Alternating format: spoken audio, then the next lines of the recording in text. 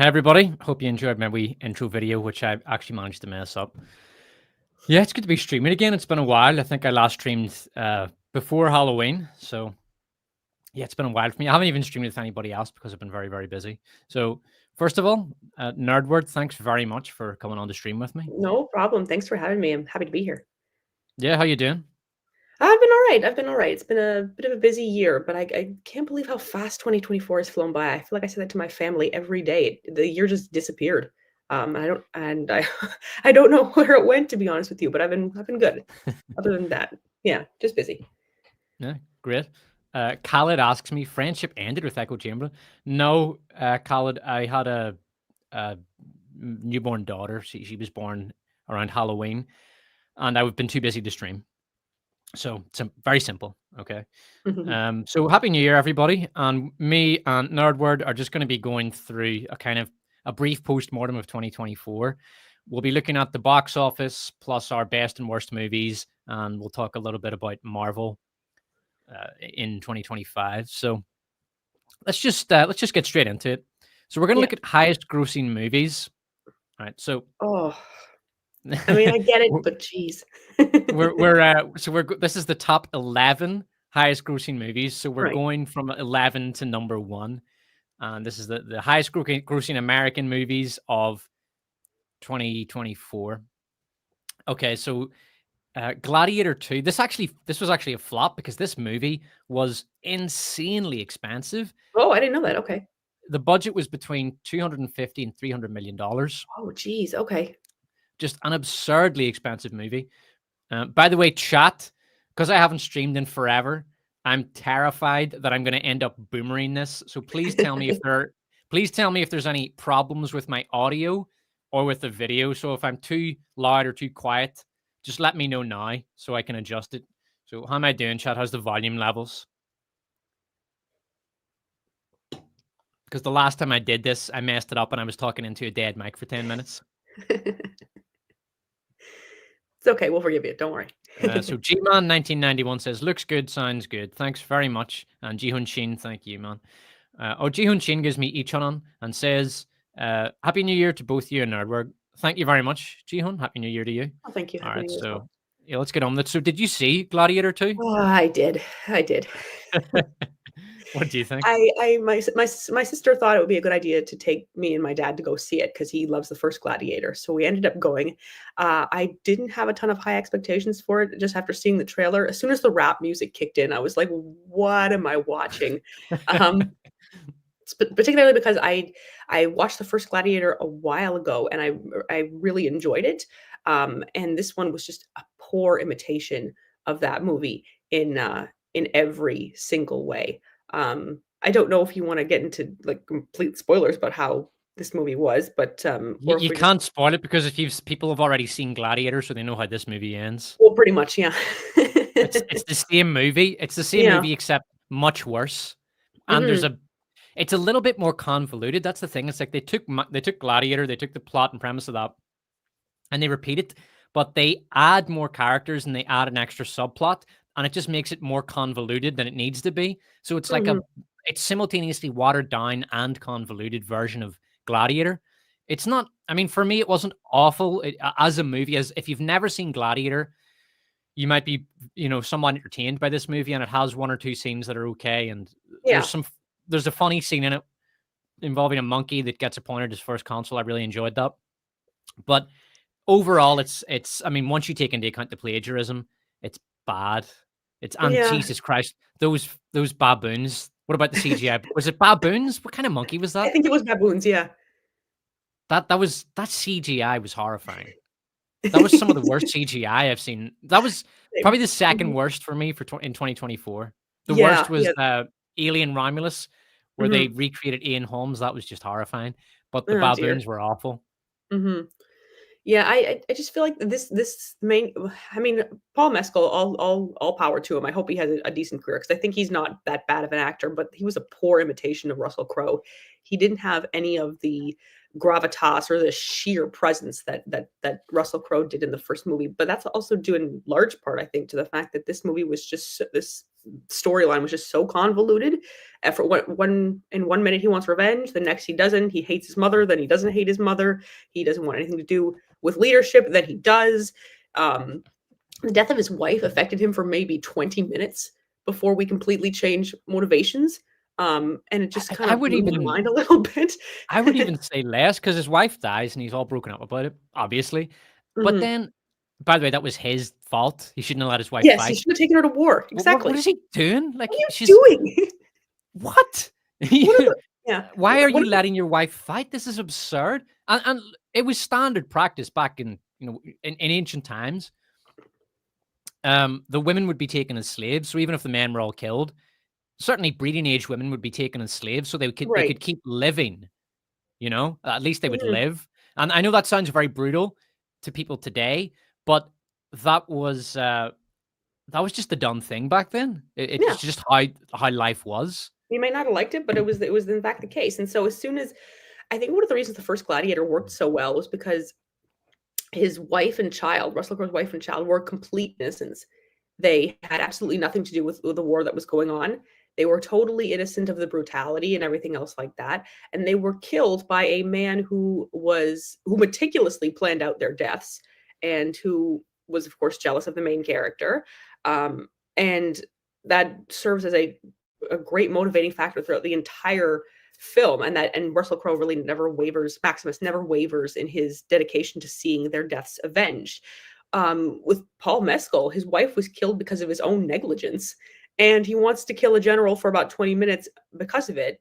Also due to the fact that his wife was killed not premeditated in a premeditated plan. She was killed by an errant command and a stray arrow. So it takes away any of the like depth of meaning that her death might have had if this whole thing was planned out from the beginning.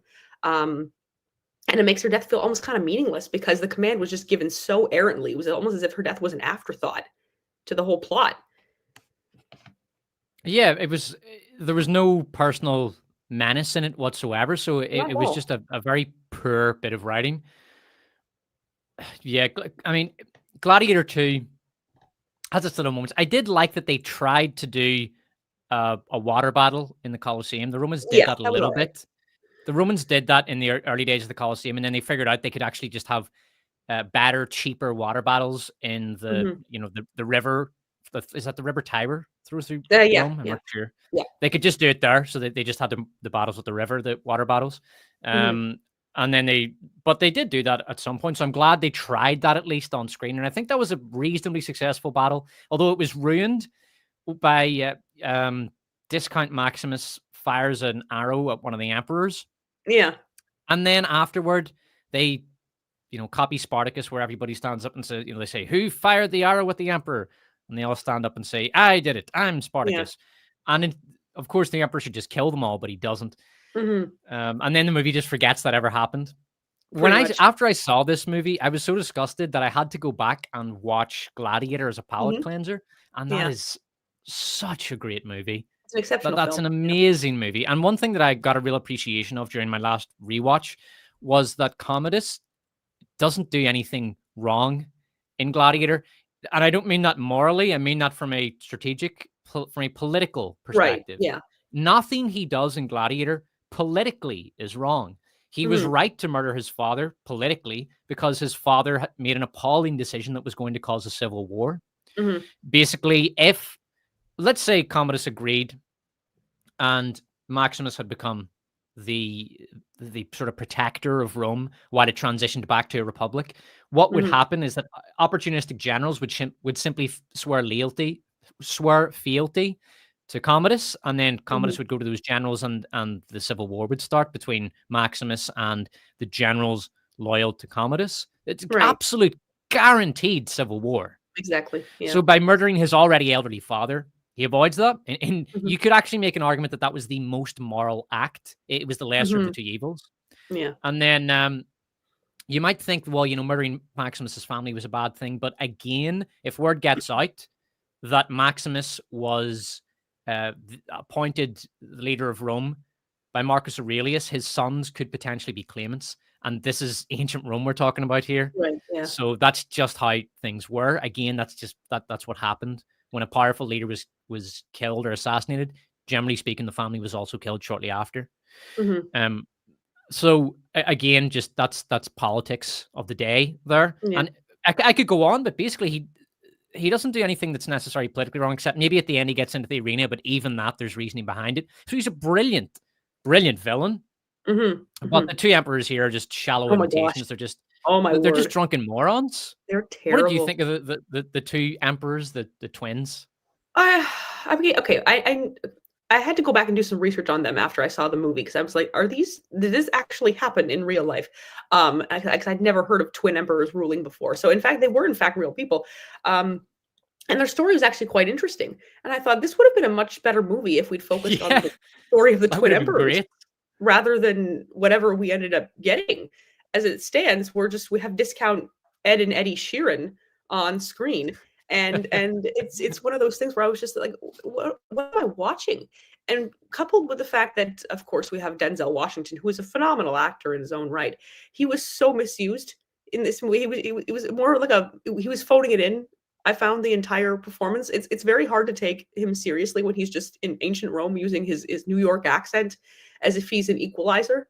Uh, again, um, yeah, they were terrible. Oh my gosh. I mean, I haven't seen the fourth season of Stranger Things, so I know that one of the emperors was in the fourth season, and he actually seemed to have done a very good job, from what I understand.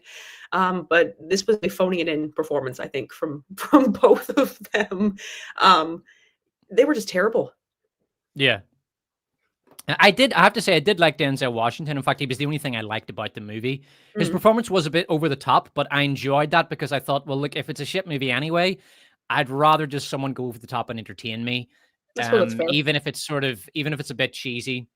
And I Hmm. didn't mind the New York accent because I can't distinguish a New York accent really from any Mm, other New okay. England accent because I'm Hmm. not from that part of the world and I don't know the difference between the different accents there. So also, he's a foreigner in the movie, so if he's not actually a native Latin speaker. So if everyone else is using an English accent, it makes sense for him to have a foreign accent. I Although I think that was suppose. probably more accidental than deliberate. Hmm, probably. But we'll move on. We'll move on. So, Good idea. did you see Beetlejuice? Beetlejuice? I didn't get around to seeing this one, no. This one was, oh man, this was a mess. The thing Mhm, is, there is definitely a good movie in there somewhere. mhm, If you were to strip out, you need to axe about three characters and get rid of at least two plots, and you'd be left with quite a good movie. In fact, someone could quite easily do this. I'm sure I could do this. mhm, You take just if you took Beetlejuice, and just did a fan edit, whereby you get rid of the shitty subplots, you'd end up with a right. much better movie because it's too long and it does Mhm, have these boring subplots. And there's also a scene at the end where they try to resolve like three or four different plots all in okay. one scene, and it's a mess. But I mean, it's not a bad movie, really. It has its moments, Mhm, and there's a lot of Michael Keaton in it. He's very good as Beetlejuice. He's still got the magic. He's not phoning it in. He's really okay, trying, that's good. which I appreciated. And Jenna Ortega is also very good. The Mhm. problem was Catherine O'Hara. She really Oh, shouldn't have yeah, been in that. yeah, And there was a plot between her and her husband, mhm. and they couldn't bring him back into the movie because the real life actor is a pedophile. Oh, So yeah, yeah, I think he was. I don't know if he's still in jail or if he was released, but obviously they couldn't have him back. They shouldn't have just bothered with. They should have just had them killed off screen between the two movies. Just no, they died. They died of old age, and they're not in this mhm, movie. That would have yeah, made for a far more streamlined movie where they could mhm, just focus on the younger generation of the family with Winona Ryder and her daughter Jenna Ortega. That would have been quite good, yeah, but just too much of a bloated mess. But it's enjoyable enough. It's worth a watch, I guess. But okay, it's just a shame because it could have been a really good movie if they had been a bit more disciplined with the script. yeah, yeah. Sounds like it. Yeah, and I suspect they're going to do more because that movie was quite successful. I think it only cost Mhm, $100 million, so it made a lot. yeah, yeah, probably more. Did you see this piece of shit? Honestly, Desperate, I've sort of given up on the Venomverse at this point. I mean, there's just been so many freaking duds in this thing that I mean, Tom Hardy does his best, but like I can't with these movies. I can't. Yeah, this movie. I sat there kind of vaguely entertained, but also aware that what I was watching was shit, and I I didn't even watch the last 15 minutes. I just No, didn't. I don't even know what happens. I think Venom dies, but I'm not sure, and I don't even care enough to look it up on Wikipedia. this is the last one, I right? just yeah, this is the last one, Okay, good. uh, and I just checked out of it. It's a mess. It's awful. It's none of it makes sense. And here's the thing: the filmmakers know it doesn't make sense, and they Mhm, don't care. They really don't care. There is no heart in this. All the heart in this movie comes from uh, Tom Hardy's performance, mhm. and the rest, the director, all the rest of them, the writers, they're just phoning it in. They don't care. It's a cash grab. It's a movie that a kid might enjoy. An adult can sort of get through some of it, mildly entertained. Man, it is trash. And it shockingly it made money. I do not know how this thing made. Like, how did it make money? It's just another shit comic book movie sequel. I don't Oh, know that's what it is that. Apparently, it was the international box office that rescued it, but I don't know oh, okay. what it is that people see in this or why it has an audience because these movies are just awful. Well, I really hope they don't see this and see that it made money and think, "Oh gosh, maybe we can make a 4th one and it'll make just as much." I'm so they need to can this whole universe because everything They I've seen from did it has been they absolute did garbage. kind of after Craven the Craven. Hunter bombed. Yeah. Yeah, they canned the SSU, so you're not going to see the Oh, thank God. SSU again. But they're not done with these characters. They're definitely not done with Venom because the Mhm, Venom trilogy was very successful mhm, financially. So they're definitely going to do more with Venom. But yeah, I won't be watching. Oh, well, I will, but not with any interest. I'll be totally checked out of mhm, it. I didn't see mhm. this. Did you see Kung Fu Panda 4? I heard it was shit No, though. I didn't. I think I've only seen the first 2, to be honest. Yeah, I've never seen any Kung Fu Panda. It's just I don't discuss kids stuff on my channel because my Mhm. audience has no interest in it. I have no real interest in it. Like I didn't Yeah. even discuss that new Star Wars show, Skeleton Crew. Oh, I I haven't seen that watched either. I watched three episodes maybe, and I thought, okay, Okay. that's an adequate little children's show, and I don't care, and I haven't seen any more, and I'm not Mhm, going to watch any mhm. more of it. After The Um, Acolyte, I needed a break from any Star yeah, Wars stuff. a lot of I've heard that a lot. I've heard that a lot Mhm, from people who were Star Wars fans, and I mean like Disney Star Wars fans, people who thought that Disney were making very watchable content. mhm, People, they're when you look at the online reactions to the Acolyte, a lot of them are saying, "I'm done. I'm done with Star Wars. I'm not a Star mhm, Wars fan anymore." It's gotten to the mhm. point now where it's embarrassing to be a Star Wars fan Pretty much, yeah. because it's gotten so bad. Godzilla X Kong. Did you see that? This one, I wanted to get around to watching this, but honestly, I heard it was so convoluted and so all over the place that I thought, "Was this even really worth the watch to me?" I've seen the Yeah, original, yeah, the one that came out a couple of years ago, but I didn't see this one because 'cause I've heard it was just really, like, messy. it's a bizarre movie because a lot of the MonsterVerse fans really enjoyed it and liked it and gave it not just wow that was a fun movie, but the genuine critical praise. And it's Mhm, awful. It's just such a horrible slog. If anyone wants my detailed thoughts on it, they can check out my 12 worst videos, 12 worst movies of the year video. But mhm. yeah, Godzilla. I hope to God they don't make any more of these, but I know they will. So Wicked with Ah, the yes. I I've did see this one. I, yeah, I fixed this poster by the way in case you're wondering. Um, I Oh, also that's saw funny. Wicked. I'll just let you just give me your thoughts first. Oh, okay, well, first of all, I do think the music in this one was absolutely stellar. I've never seen the original stage performance, and my sister has. We ended up going to see this together a couple weeks ago. She loved it. I really did enjoy it as well. Um, I thought that the online stuff that Cynthia Erivo went through a couple of weeks ago with the poster and her comments towards fans about, like, changing the look of it all might damage the movie's chances, but it didn't end up doing that at all. Everyone involved would gave an awesome performance. The music was spectacular. And, I will say, though, that towards the end, when movies like this are a little bit CGI heavy, it does tend to show a little bit, and it did, particularly in the end. So it fell apart a little bit in that regard towards the end of the film, but for the most part, it was really, really well done. Yeah, I thought this was a very good movie. There were only two aspects of it that I didn't like, and it was the animal subplot. They was given too much screen time. I think so too. Particularly, what's his name? The guy who played the goat. Oh, Uh, the professor. yeah, he's a What his name was dwarf though. actor. Can't remember Yeah. his name. Mhm. Um, the guy who got dwarves banned from playing any Oh, roles in Peter Snow Dinklage, White. right. Peter Yeah. Dinklage, yeah, Mhm. he played a goat in it. He voiced the goat, and that was Mhm. really boring. That subplot went on for too long, and he has these lectures where he talks about animals, and that was just crap. I wish Yeah. they'd spent like cut that. I understand that they needed that subplot because there was a payoff to it at the end, but if they could have just cut the screen time for that subplot in half, that would have been better. Mhm. And there's there's a couple of other scenes that I felt were a little bit self-indulgent, but I can understand that the target audience would like it. And that's the Mhm. scene where Cynthia Erivo, the green one, she goes in and does this little silent dance. And Oh, I would yes. guess that the Wicked fans and especially women would really sort of connect with that emotionally. But I was Mhm. kind of just bored during that scene. Mhm. Yeah, it was a little dry. I did find, Ariana Grande played the role of Ditzy Glinda very, very well.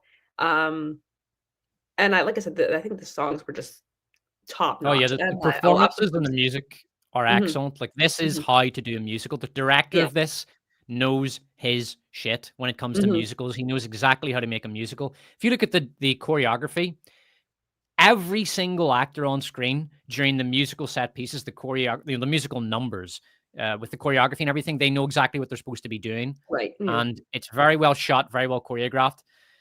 He really knows how to make a musical. You compare that to something like Joker 2. Mhm. That's an example of a director who has absolutely no conception of how to make a musical. It's not just something you can jump into. You really Mhm. need to know what you're doing, and Todd Mhm. Phillips obviously didn't with Joker 2, but this is a Mhm. musical done right. Yeah. I Um, totally agree. but yeah, the 2 main leads were great, and they had great chemistry, those 2 actresses. They did, yeah. Really good chemistry. That worked very Yeah. well. Mhm. And yeah, I loved how because I listened to the soundtrack for this a few times before I saw the movie. Because if you're familiar with the music, Mhm. you're in a better position to Yeah, I did analyze too. and critique the movie, and in a better position to enjoy the movie if it's any good. Yeah. And I was very, it's really good music. Like it's got some banger songs, Mhm. and they adapted it very faithfully. There were specific little musical arrangements that I really enjoyed, and I was listening out for them in the movie, and it was note for note the same. So, Yeah. I that's one thing I really appreciate, a faithful adaptation.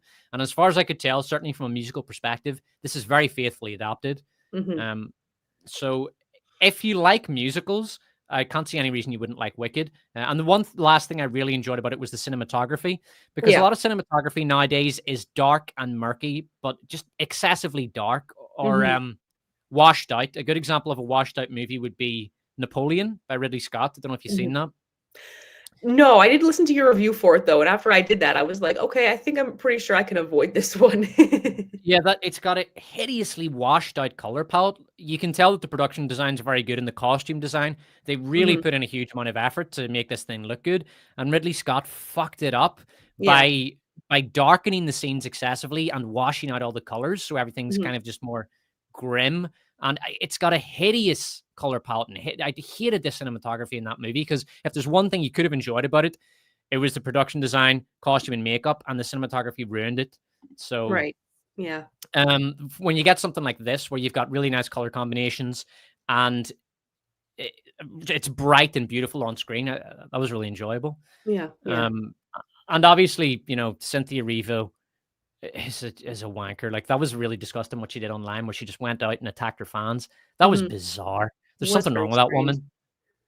woman. Yeah, um talented as she is, she's very talented, but the press tour was just odd for this yeah, film, for both she of is them. They very couldn't stop talented. crying, and I didn't understand why, but She's a good actor and a terrific singer, but my god, she's not right in the head. No. All right, so Dune Part 2. Ah, okay, now we're getting to the good stuff. Okay, so what are your thoughts on Dune Part 2? Well, here's the thing. I didn't actually see it in theater. I didn't see it Dune Part 2 until recently, and I ended up having to watch both of them back to back because I wanted to make sure I had an adequate understanding of both of these movies. I really wanted to see them. Um, this was fantastic. I'll just, in a word, get that out of there. The CGI and cinematography is some of the greatest I think I've ever seen in my life. particularly with regards to the sandworms. I love what they did with it, with the technology when it comes to this world. The technology is very, it's not lazy, if that makes any sense. I feel like with Star Wars and other sci-fi genres, it's gotten very lazy when it comes to things like lasers and whatnot. But Dune has taken a lot of interactive and very innovative approaches when it comes to their technology and how they utilize it. Um, I loved almost every single thing about this film, from the acting to the cinematography to the CGI to the performances. The fact that they shot the scenes on Getty Prime with infrared camera, I thought was incredible. So it only highlighted those color palettes. The performances were absolutely insane. I will say, though, the one thing I did have a problem with, and it's not a huge problem, but it could become a bigger problem as time goes on, especially if they do Messiah, is Chani. I didn't particularly enjoy her character. Um, Now, I don't know if that's just in due in part to the fact that I don't think Zendaya might have been the right fit for the character of Chani. I haven't read the books. I'll just preface by saying that. So my understanding of book Chani comes from lore videos that I've watched. But from what I understand, her character in the book and her character in this film is very different. She's a lot more abrasive. She's a lot more of a skeptic in this film. And in the books, I don't think, from what I understand, she's not like that. Have you read the books? Yeah, I've read Dune like 3 times. Oh, okay, so you can, then maybe you can explain to me, is Chani, how did you find the character of Chani in this movie? Because I In the didn't book, love her.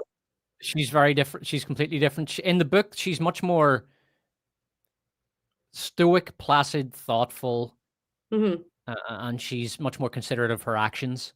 Right. Whereas in this, she comes off as aggressive, impulsive, somewhat emotionally incontinent. So Hmm. it's not the Chani in the books. It's No. just Okay. not. There's no point to pretending that it is. In fact, there's quite a few things that Denis Villeneuve changed from the books. The big one was the timeline, the time Hmm. frame. Yeah, He I've heard that too. changed he changed it from several years to about like 9 months or something. Right. And that was actually one of my was probably my biggest criticism of the film, because I felt that it was simply not convincing that that Paul Atreides could unite the Fremen and defeat the Harkonnens inside the space of 9 months. And we know it's 9 months because Jessica's pregnant the whole time, Yeah, the baby hasn't been born yet. and that's just not realistic. Hmm. Even if you say, well, he's Paul Atreides, he's the Kwisatz Haderach, it doesn't matter, because the Fremen aren't the Kwisatz Haderach, and they need time to organize, and you need time to train them. And the Harkonnens are very formidable. So if the Hmm. Harkonnens can be defeated in 9 months, it sort of diminishes them. So that was a problem. Hmm. I still thought, as a film, it's still excellent, and Hmm. I think I initially misinterpreted Denis Villeneuve's intention with Chani, because at the end of the movie, when she walks off in a huff, Hmm. I I assumed that she wasn't divorcing him, but that, and I mean, I know they're not married in the movie, but No. they sort of have an understanding that they're all but married. But I didn't think she was breaking up with him. I thought she was just taking off in a huff. But I actually Hmm. think that no, like that they're separated, which completely Yeah. destroys the foundation of June Messiah. Hmm. But and I reread June Messiah, and one of the cliches about June is that it's unfilmable. And the opposite is Hmm. true. The problem with June isn't that it's unfilmable, it's that it's infinitely filmable. There are literally, hundreds of variations of the June book that you could do, and they would Hmm. all be quite good. And all of them would be, dissatisfying to a certain portion of the fan base because it lacks, the guild or the Imperium or some other aspect of the books that they really like. Hmm. So it's infinitely filmable. The problem Yeah. with now, Messiah really is unfilmable. Messiah is just people sitting in rooms talking, and then there's literally nothing interesting happening, like in terms of action, Right. until almost like 3/4 into the book. I do not know how Denis Villeneuve is going to do Messiah, because Hmm. it's just it would not translate well to the screen. Yeah. So that would be very interesting, because that'll be very different from the book. It has to be, in order Hmm. to be compelling on screen, especially for a broad audience. It'll be interesting to see how he does that. But I still really liked, in spite of the differences with the book, I still thought that June was a brilliant movie. Yeah. And Yeah. I think Denis Villeneuve is one movie away from being a brand director. And when I say I think so brand too. director, I mean a director who can sell a movie on the strength of his name. So, for Yeah, example, I think people so will go too. to see they'll go to see a Christopher Nolan movie because it's a Christopher Nolan movie, Right. and that alone, his name on that movie alone is worth hundreds of millions of dollars in box office. Mhm. And there's one more director who can do that. I'm trying to think who it is. Christopher Nolan. I've lost it. I had it Yeah, there. But back the Denis Villeneuve is going to be able to. He's going to be that director if he can make one more big hit. If he sticks the landing with Dune Messiah and it's a big hit, he's then a brand name director, I think. yeah. No, I agree that and that's good. We don't have very many of those anymore, and I think we kinda need to get back to that at some point. Yeah. Um, Um, all right. Did you see Moana 2? no, no, I didn't. Uh, Me neither. yeah. Moving on. It made almost $1 billion, and Oh my gosh, I'd wow. I've not seen Moana. I doubt I will ever see Moana or Moana Mhm. 2. I've seen the first Um, one, that's it. Yeah. yeah, I'm eventually gonna have to. I do watch kids' movies. Like, I go to the cinema regularly to watch movies for my channel. I mean, this year I watched fucking Mufasa. My So did I God. actually. Great. Let's talk. Well, we'll talk about Mufasa Okay. later on. Don't Yeah. worry. Jesus Christ. Don't worry. Don't worry, everybody who's listening. Thanks for listening, by the way.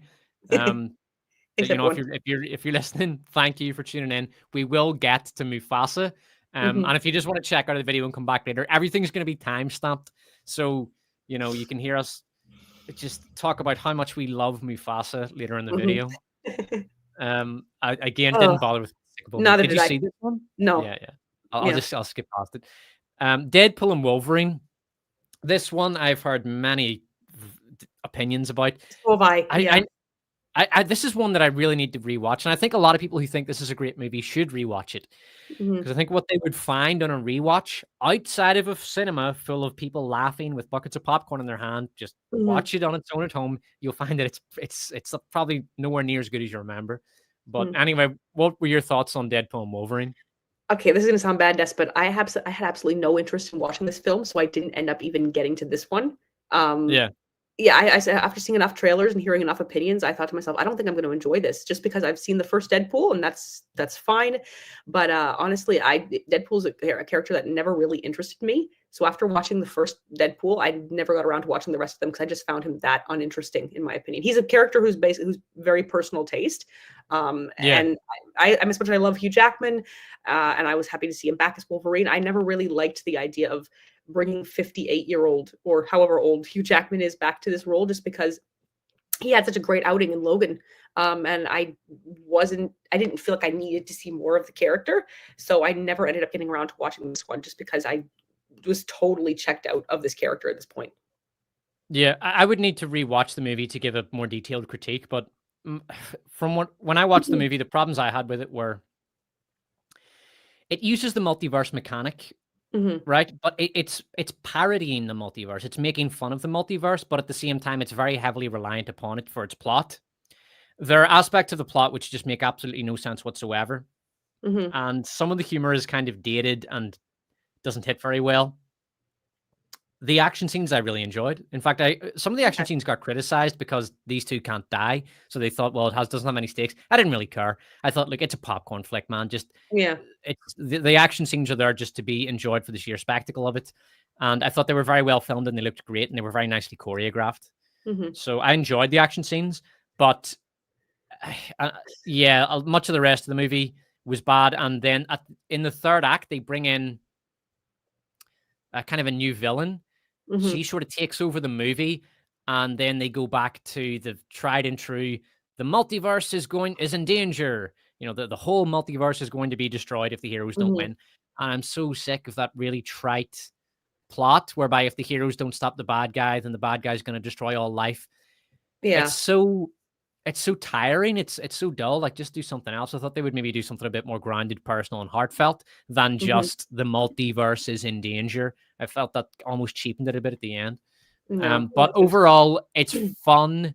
It's a fun, messy, basically entertaining movie, and you can have a good time with it. Mhm. Well, that's good, I guess. Yeah. Inside Out Ah, 2. yes, this is yeah. I did see this It, one actually. yeah, I've seen it too, and I Mhm. don't really remember it, but I remember bits of it. What did you think? Well, to be honest with you, I'm pretty selective with the kids' films I watch, but I loved the first Inside Out. I thought it was just a great representation of how emotions not really of how emotions work, but a great way to explain those types of emotions to kids. And this one, they introduced a new character, of course, which is anxiety, which I thought was a really great choice, given that the main character in the story, Riley, is getting older and she's experiencing more complex emotions. She's being exposed to more um, difficult things in her life, so she'll need more complex emotions to learn how to handle that. And just thought that the representation of anxiety was really well done in this film.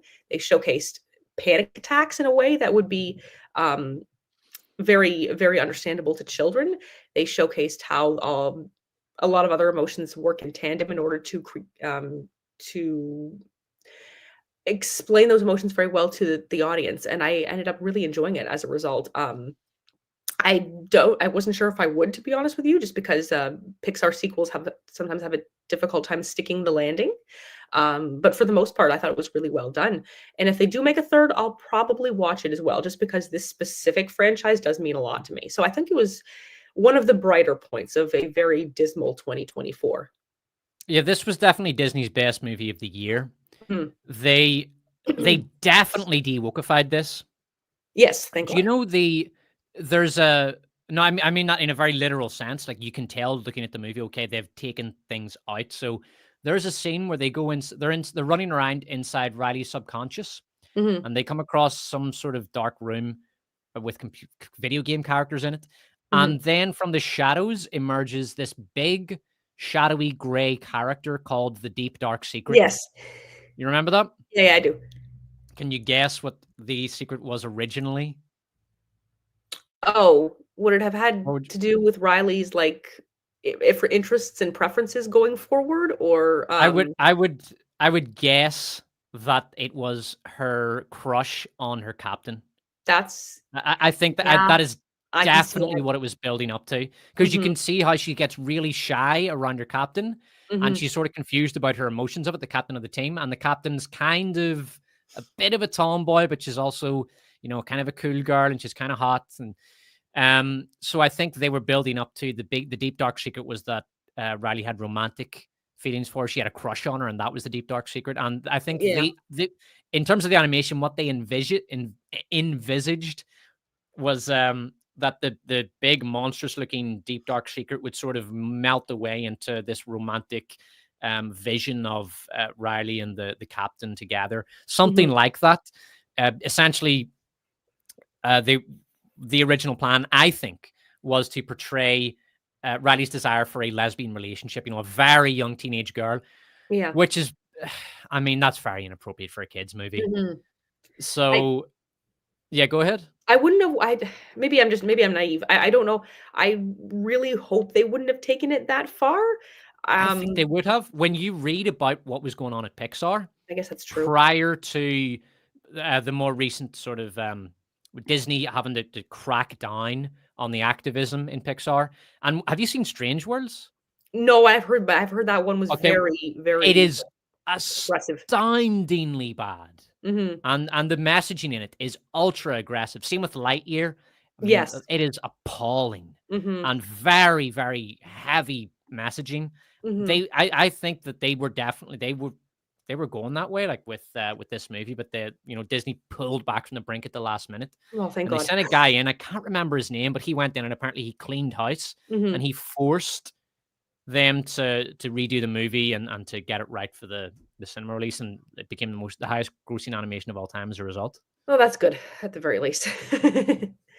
So yeah, we're gonna go to the chat for a little bit Sounds good. before we get on to our next topic. So I'll just start with the super chats. Mhm. Felonious Hack gives me $2. Thank you very much, Felonious. And he says, "Cause of death, it was a murder."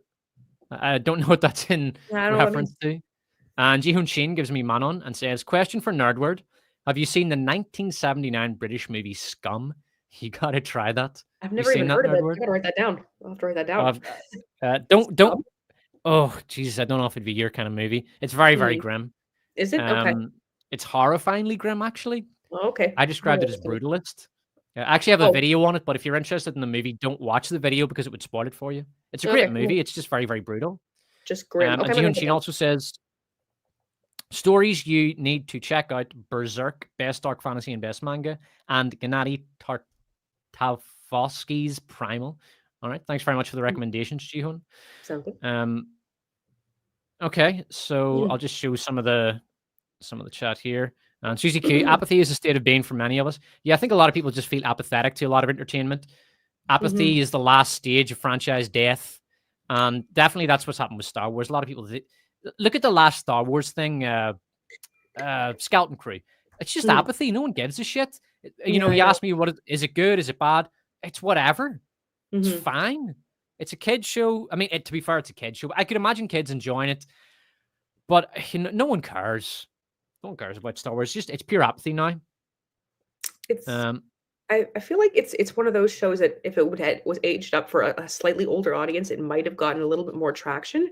But at the same time, I after the nuclear bomb that was the Acolyte, I don't think there's gonna be a lot of people who are interested in watching anything Star Wars related for a very long time. yeah, yeah. I mean, it's I'm so bored of it. I don't even really want to discuss it right now, Mhm. because it's been talked to death, I and know it has. the critics were vindicated. Obviously, I mean, Mhm. even the main one thing I do find interesting though is that Kathleen Kennedy has lost the mainstream press, because I Thank was God. reading a story from, I think it was the New York Post, and they were openly criticizing Kathleen Kennedy and Star Wars, basically saying that Star Wars was a big loser in 2024. Mhm. And I think the comment that the writer wrote was something like, uh, a lot of the hatred towards Star Wars is out of, or a lot of the hatred towards Kathleen Kennedy is out of jealousy. Who doesn't want to keep their job? Who doesn't want to keep their job after failing time and time again? Something like that. Mhm. So she's basically lost. Even the support she's had in the press is beginning to fall away. So I wouldn't be surprised if next year was Kathleen Kennedy's last. I expect she's probably going to go sometime next year. Oh my word, knock on wood. I've Yeah. hopefully. All right, so let's have a look at. We're going to discuss our best movies. So I Mhm. asked you to put together your 5 best movies of 2024. So, uh, yeah, what were your top movies? I'll be honest with you, Des, but I there was only 3 that I was able to put together just because this movie was I'm not surprised. I'm not surprised. So just tell me the genuinely 3. the 3, okay, the 3 were, of course, we already discussed them already. Inside Out 2, Wicked, and Dune Part 2. Those Yeah, were my 3. yeah. I've only seen. This was really hard. I've only actually seen 5 good movies. So Yeah. these were my 5 best movies of 2024. And when I say 5 best movies, I mean the only 5 good movies I saw this in 2024. I've Mhm. heard that Yeah. there's other names that I'm hearing. Like I'm hearing The Brutalist is a good one that I'm going to have to watch. Mhm. I've heard Mm. other names kicked around, but I've only seen 5 good movies. I've seen a ton of movies, but only 5 of them were Yeah, me genuinely too. good. Mhm. So Wicked, which we've already discussed, I thought it was a good musical. Mhm. I wouldn't necessarily go out of my way to recommend it to my audience because I know a lot of them aren't interested in musicals, but I Yeah. enjoyed it. I thought it was good, and if you're into musicals, you'll like it. The next one was The Bike Riders. Have you seen this? No, I actually haven't even heard of this one. Austin Butler's in this one. I should have to watch it because I like him. Yeah, I'm Good an to know. Austin Butler stan myself, and Mhm. he's very good in this. He's very kind of like James Dean, female fantasy type Okay. character in I this. can see that. Yeah. He very much leans into that, and I really like Tom Hardy. I really thought he was he was funny in this. His accent was hilarious. Mhm. I have no idea what the accent was. I would love to know. They're kind of talking like this the whole time, like the girl there who's going out with Austin Butler. She talks like this the whole movie, and I don't know what the accent is. It was really bizarre because I've almost never heard that accent. It's like, what is that? Is that like just south of the Canadian border, or is that the Uh, England? it might be Hey, a little bit of chat, that. chat. Did anybody see Bike Riders? If you saw Bike Riders, you know the woman there, right? What is her accent? Because it's one of the, is it Wisconsin? It was really bizarre. I didn't know what it was, and I thought, wow, that's interesting. I wonder where she's from or where she's supposed to be from in the movie. Mhm. Because it was a funny wee accent that she had. But quite an enjoyable movie. This guy says was Midwest, says dead severe head. Okay, so this guy Powder Keg says it's definitely Minnesota or Dakota. It's Okay, I can native see actually that. to Yeah. Croydon. So apparently that's what it is. Mm, And that was a pretty good movie. Basically, the movie is about a bike gang in the 70s as mhm, it goes from a racing gang essentially into right up to the point where it becomes a full-fledged criminal enterprise. It's about that beginning period and mhm, how the early members of the bike gang deal with the essentially the degeneration of the gang into bad behavior at first and eventually just criminality. mhm, It's really good. It's well shot, very well acted, good casting, very nice production design. It's a good movie all around. It's definitely one of the better ones I've seen this year. Austin m'kay. Butler's always brilliant in everything that he does. Yeah, yeah, I've seen he's really good. It's it's got some brutal scenes in it, some great scenes. Yeah, I can only recommend it. And Okay. it's not an amazing movie in that it doesn't. The characters are quite distant. Mhm. Have you seen Train Spotting? No, I haven't seen that one. Oh, you got to watch Train Spotting. Okay, let me It make a note of kind that. of reminded me of that. It kind of reminded me of that in that it's about his subculture. Right. And it's kind of it's not about one character necessarily. It does have a main character, but it's about a group of characters and how they deal with the subculture. So it's Okay. similar in that sense to Train Spotting, but in the difference is that in Train Spotting, the characters are really wacky and very personable, and you get to know them on a very intimate level. Whereas the Mhm, characters here are a little bit more distant, and I think that's part of the aesthetic of it. It's that kind of I suppose that's the personality of the writers. They're always trying to ride off and get away from something and hold mhm, themselves at a distance from society. So that makes mhm. sense. But True, I yeah. really enjoyed this movie. It's the aesthetic of it as well is lovely. It's very well shot period movie. So yeah, really good movie, The Bike Riders. Mhm. Okay. And I was really surprised by this because I didn't think I would like this. Challengers. I've never heard of this This is one. a so this was falsely marketed as the Zendaya threesome movie. Oh, dear, okay. There's no threesome in it. Okay. I'm just so no anybody who wants to watch this to watch Zendaya in a threesome, don't waste your time. There's no threesome. Mhm, There is kind of like threesome foreplay, but it doesn't go anywhere. Basically, this is a brilliant movie. So this is Luca Guadagnino. I think that's how you pronounce his name. He's an Italian director. And the reason I didn't expect to enjoy this is because he directed a movie called Call Me By Your Name, which yeah. is a 2017 gay romance. Yeah, I've heard of And that one. Oh gosh. it's I that's it's not a terrible movie. It has its redeeming features. The cinematography is very beautiful, for example, and it's got some very nice photography, Mhm, some nice shot composition, quite a nice bit of sort of visual depth and symbolism there. mhm, But it's bad because it's too one note. It doesn't really have any levity to break it up at all. The mhm, characters are boring, and Army Hammer is miscast. So the Timothy Chalamet was excellent in it, but his mhm. love interest, played by Army Hammer, I think Army Hammer was wrong for that role, and they should have had somebody else in there. I just thought Army Hammer was a bit fucking gross in that role. Okay. Um, 'Cause he there was that was a relationship between a younger man and an older man, I from what I recall, right? And that's what Armie the movie Hammer was about. yeah, Yeah, yeah. that's what the movie was about. And yeah, it's just not good. It's very slow and dull at times as well. I know what it's doing. Like it has a very clear sense of its theme, which is sort of using other people for your own sexual ends. Like Mhm, Timothy Chalamet is used, sort of he's fucked and chucked by this older guy, but at the same mhm. time he's pumping and dumping a girl who he's seeing. Do you know what I mean? So he's visiting Okay. upon her, and it's just about how the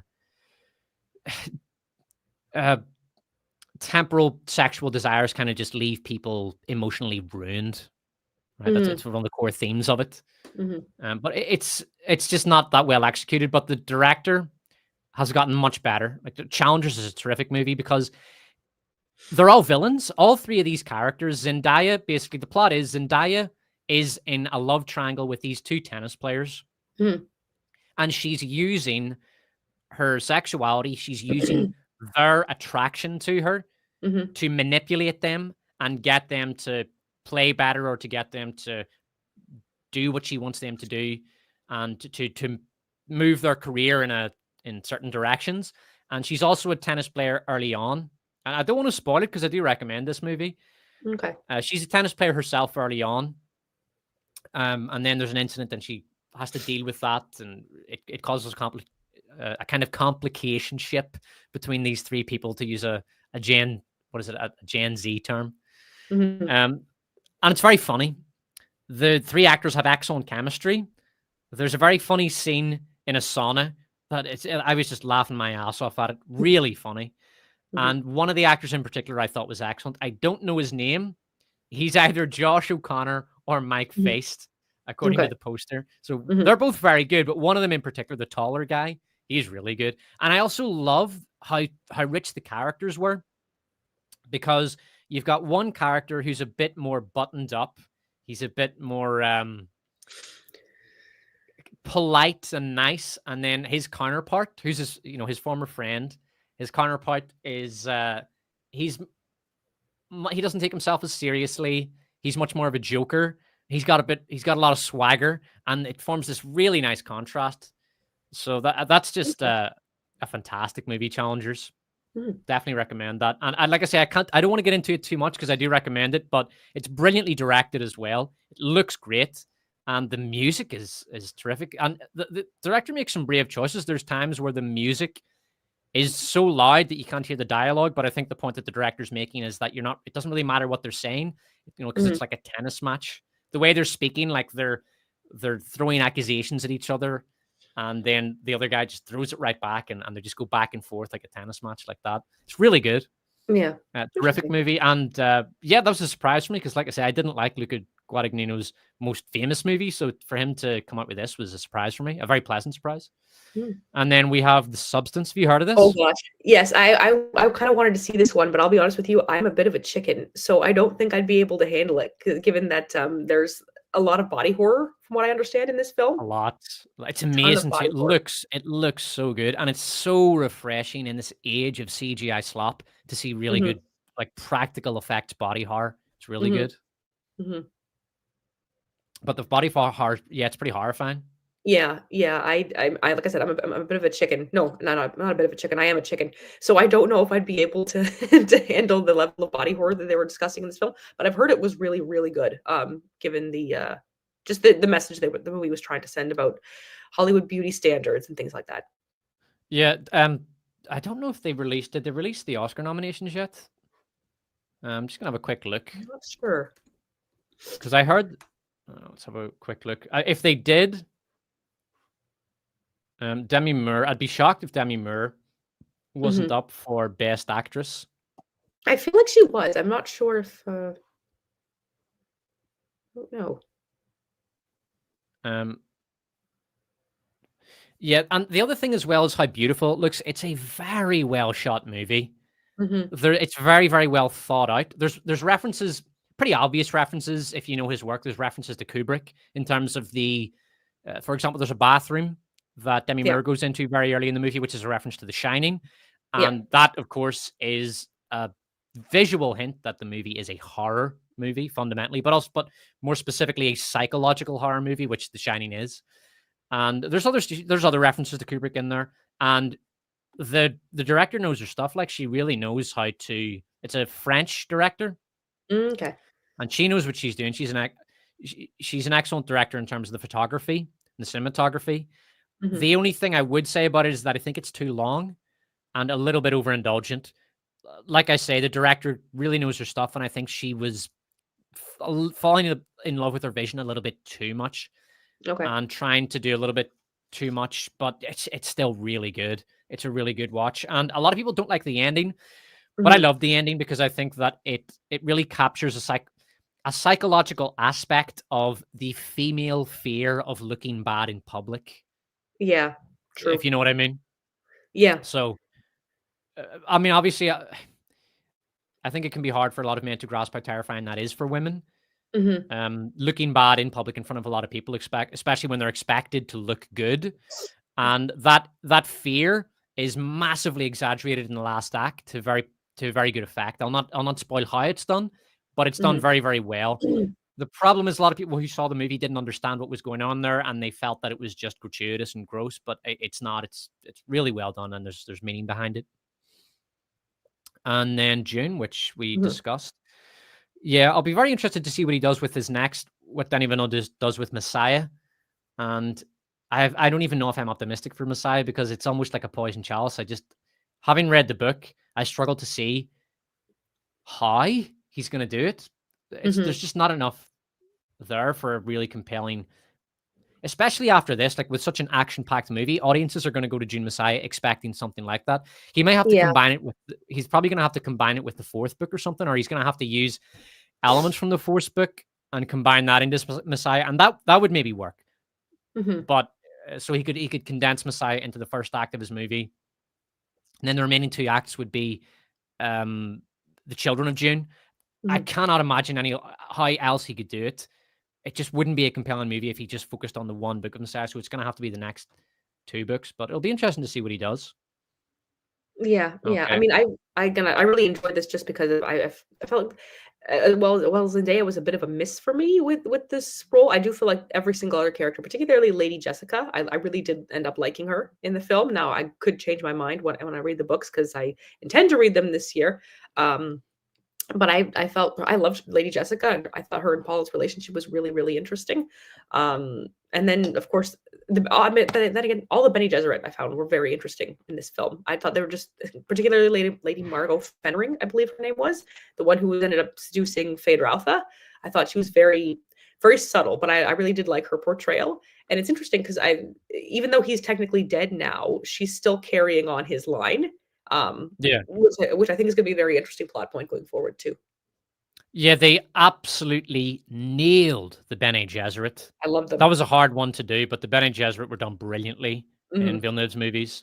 That was excellent. And like you said, Leia Seydoux, Lady Fenring, mhm. was that Lady Fenring? Yeah, she was. It was She Lady was. Fenrir, yeah. I almost wish we could have seen more of her because she was. I Yeah, mean, me first of too. all, she was just stunningly beautiful in the movie. Mhm. I agree. Just from a purely selfish perspective, I just want Mhm. more of that. Yeah. But she was also just. She was. It was perfect. Mhm, Because the Bene Gesserit use sexuality in a very strategic, tactical way mhm, to achieve their ends, and Leia Seydoux encapsulates that so well. mhm, mhm. She Not just did. because she's hot. It's not just because she's hot. It's also the she has that look, like it's a kind of foxy look, like Yeah, she's yeah. cunning, like she's seductive.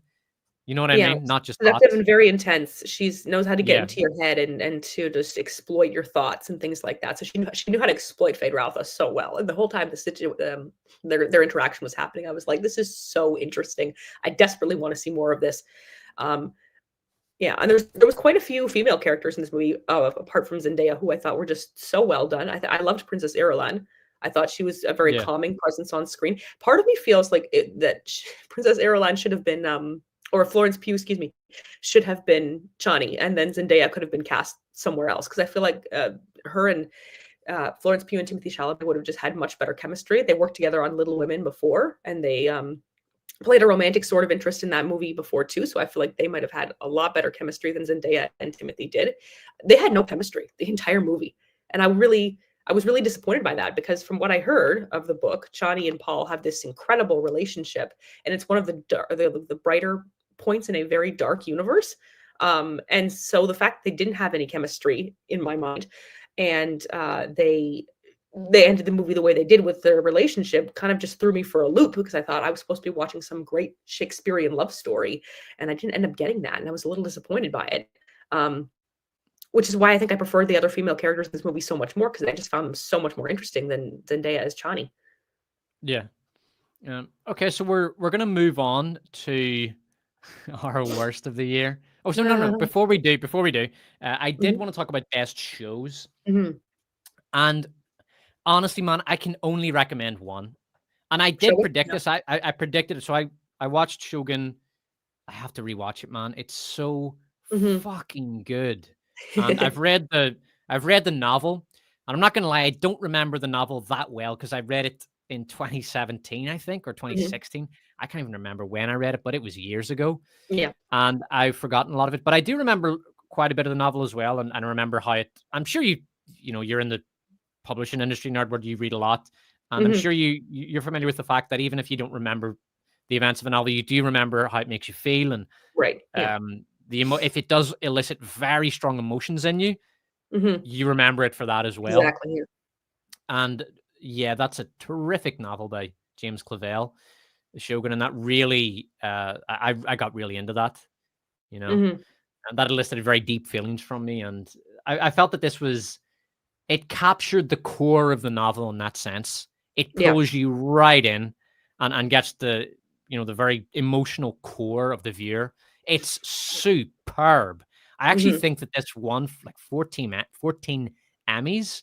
Okay. Um, have you seen this? I wanted to get around to watching this, but I honestly just didn't have time. But I've heard from so many people that it's an incredible show, and I love Japanese history and culture, and I really do think that this would be a fantastic watch. So no, I haven't seen it yet. I really want to though. Yeah, Hiroyuki Sanada is fucking brilliant in it. Mhm. He's brilliant in everything, but he's particularly excellent in this. The entire cast is terrific. It has so many great set piece scenes, and it takes its time when it needs to have a scene that is there for thematic and symbolic purposes, Mhm. but also to break up the pacing and give the series a chance to breathe. It's just such a beautifully made season of television. It's close Mhm. to perfect. It might be Mhm. perfect. It's one of the best seasons of television I've ever seen. And this is and don't I'm not getting overexcited about this because sometimes I do get overexcited about stuff early in the season, and then by the end of the season, I sort of reflect on it and think, "Wow, that was actually kind of disappointing." Like Mhm. Arcane season 2, I liked the first couple of episodes, and by the end, I was just incredibly disappointed. Yeah, I've heard it was a Um, disappointing season 2. it's so much worse than people I think even realize. Even now, Mhm. there's there's a lot wrong with it. Squid Game season 2, I quite liked season 1. I thought that was very fun. Squid Game season 2 isn't as good. I wasn't expecting it to be perfectly Mhm. honest. Um, I could recommend it for a bit of fun. I actually Yeah. quite enjoyed it. Um, there are parts of it I don't like. It has a boring subplot and the characters aren't as strong. It's not great though, is it? Couldn't really recommend Squid Game season 2. But I can recommend Shogun. That's Mhm. it. That's literally the only That's TV literally it, series yeah. from this year that I can genuinely recommend. So what Mhm. about you? What have you seen any really good TV Ugh, series this year? honestly, I mean, I've been so busy this year, I haven't really had time to watch a lot of when it comes to television, and the only TV shows I've seen this year, I think, were Echo and Yeah. Acolyte, and those were obviously the worst of the worst, the worst. We beat those shows to death. I didn't even get around to seeing Agatha, to be honest with you, because Oh at Jesus. that point It's avoid it? bollocks. Would I avoid it? Okay. You know, I gave up. I gave up. When did I give up? Episode 4 or 5. I don't even know. Maybe episode Mhm, 4. I think I gave up. And I wasn't the only one. I saw a bunch of creators, mhm. content creators, YouTubers who were doing videos on the show and they just gave up. They said, "Fuck this. I'm done with this show. I don't care about making, content. I don't want to watch it anymore. It's awful. It's shit. Mhm, It's such a boring, dated show with bad humor. It's flat. The characters are unlikable. It's mhm. plotting. It's got a decent plot, but it's just the characters. The characters are bloody awful, and you don't care about any of them. Man, it Mhm. stank. Um, Yeah, I don't know why they anyway, decided to go, but end up going this route, especially after a villain who was like a half villain from a show that came out 3.5 years ago that nobody really cared about, with Aubrey Plaza and whoever else was in this thing. I mean, I did want to get around to watching it at some point, but as soon as I saw the trailer, I'm like, I don't think I'm going to care about this. I really don't think I am. yeah, you mean if you tried to watch it, I don't think you would have gotten past episode 2. You would have just been too bored and too Fair checked enough. out and Fair too enough. disconnected from the characters. Mhm. All right, so now is the so I've got a couple of dishonorable mentions here because I Mhm. did 12 worst movies Okay. video, Mhm. but I didn't get around to discussing these two because I Okay. hadn't seen them when I made that video. If I had Mhm. seen them, they definitely would have made my top 10 because Mhm. they are fucking terrible. Have you seen have you I've seen seen you've Mufasa. seen I've Mufasa? seen Mufasa. I haven't seen the American Society of Magical Negroes. I saw the trailer for it and I thought to myself, this movie's gonna probably enrage me. I don't know if my blood pressure can handle that level of nonsense.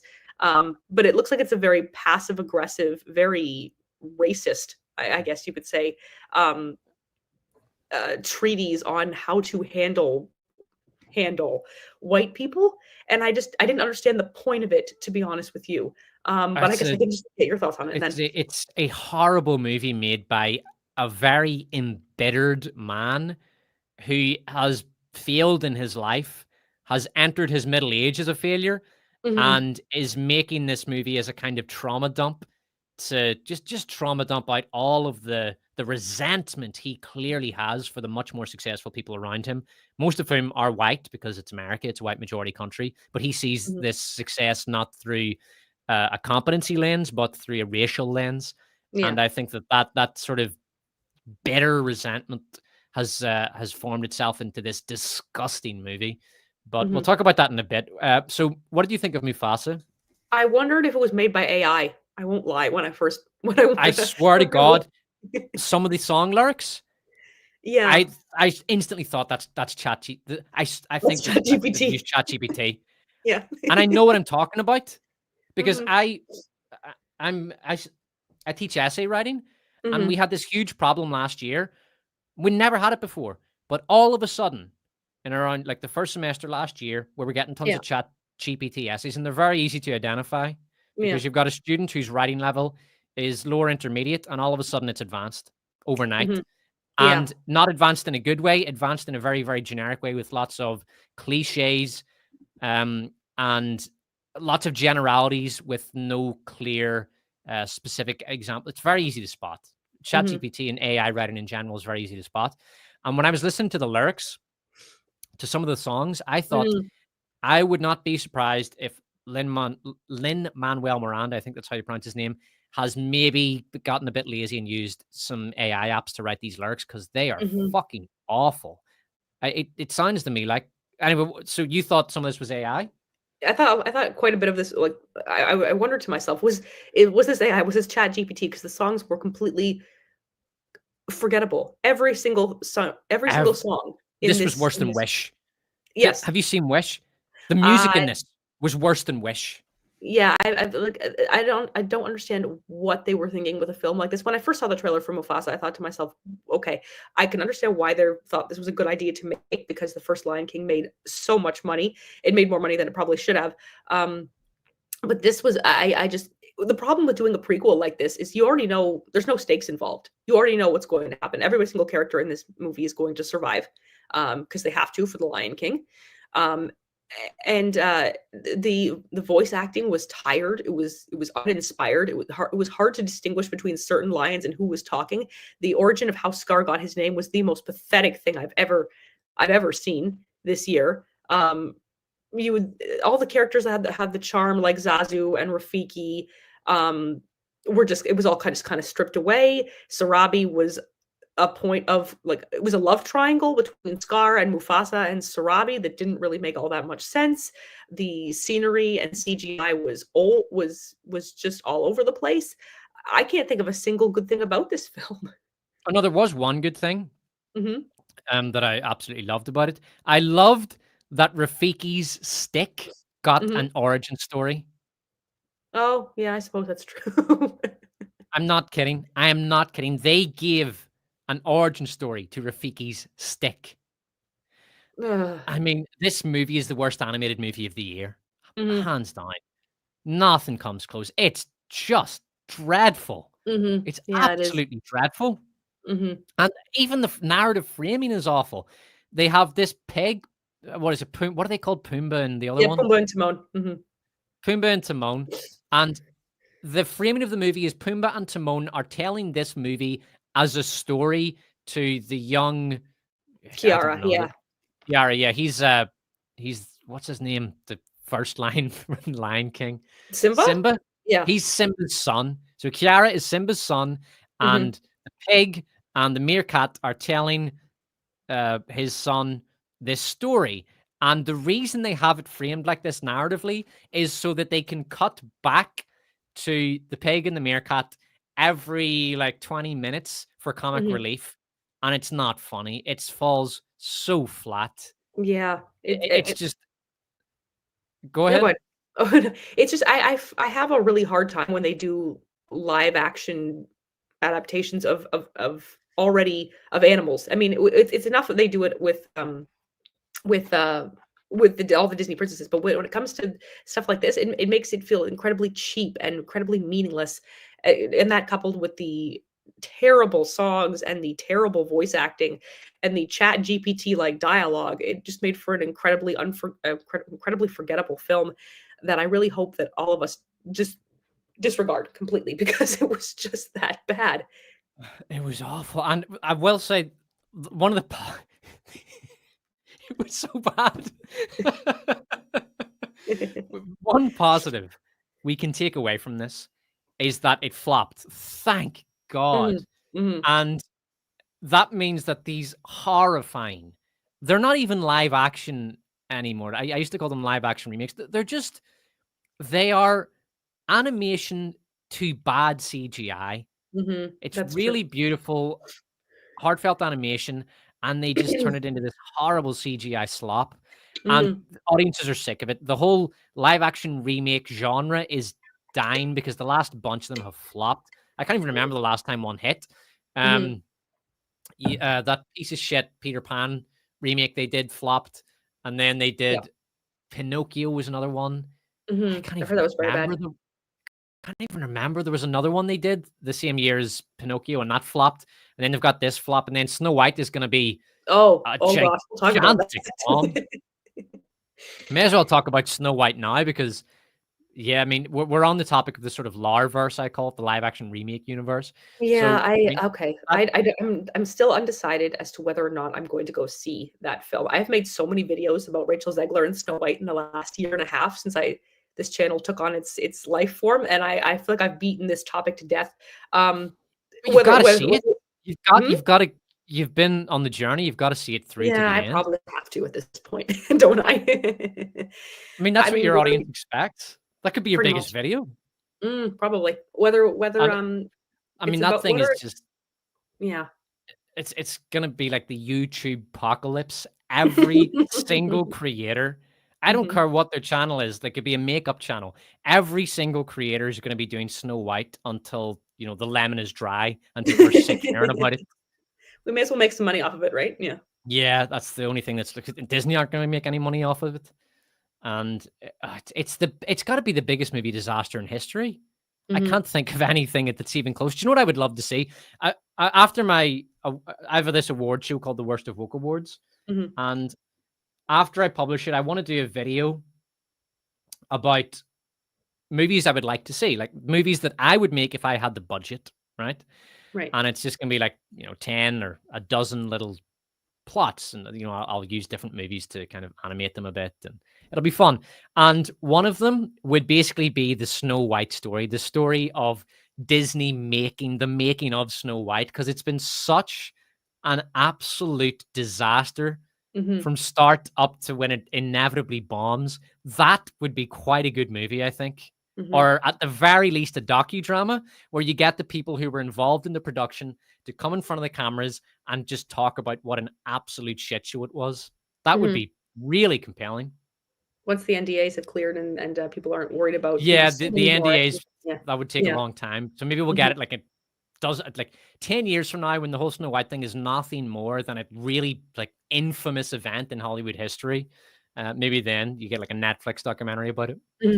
I would And binge watch it. The American Society of Magical Negroes is so disgusting that I think I'm just gonna move on past it. Mhm, It's just a horrible race baiting movie made by a disgusting man who's resentful and angry. It's truly appalling, and it's so boring as well. It's a mhm. boring, dull movie that relies on trite rom com stuff. It ends up in just this really dull love triangle.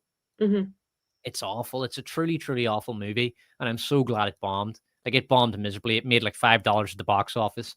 It was gone from theaters within 3 weeks, and I mean, like mhm, there was not a single theater showing it after 3 weeks. They mhm. started to pull it after the first weekend. Thank God this piece of shit bombed because it deserved it. Um. Oh, wait, hold on. We were going to discuss. Was the worst movies of the year? Uh. Yeah. Or worst Yeah. Yeah. productions of the year? Oh yeah. Yeah. Worst productions. The reason I had my video. I've got like 12 worst movies of the year, so that's mine. Mhm, So I'm not gonna bore my audience by repeating myself. I just wanted to know what your worst movies of the year were. Okay, I have about 6 that I can discuss. One of them is a smaller, I don't know if I can call it an indie film because it was produced by Disney. It was a biopic called Young Woman and the Sea, starring Daisy Ridley. I I don't saw know. Did you see I it? saw I saw half, and Okay. I did intend to watch the rest, but I just didn't get It was a around to it. slog. It was a slog to get through. It was 2.5 hours, and at least half an hour of it, maybe more, could have been shaved off.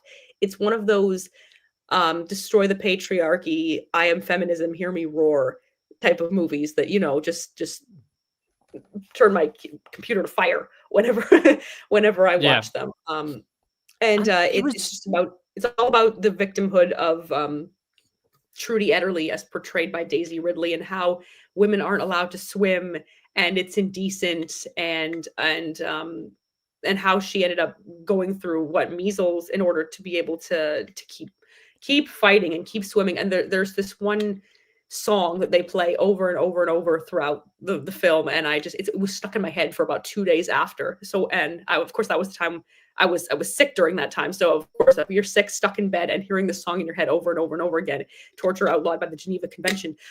Um, it's one of those. Just it was, oh gosh, it was awful. Um, and it was I I feel like Daisy Ridley, it really needs to either find her niche or stop acting, because at this point she's either doing these cheap, strange product outside of Star Wars. Has she done anything of value since she finished no, Rise of no. Skywalker? I She don't think did. so. I think she did some shitty Australian movie. I Hmm. can't, and she did this, the Woman in the Sea, which is Hmm. awful, and she There are hasn't really some, done anything.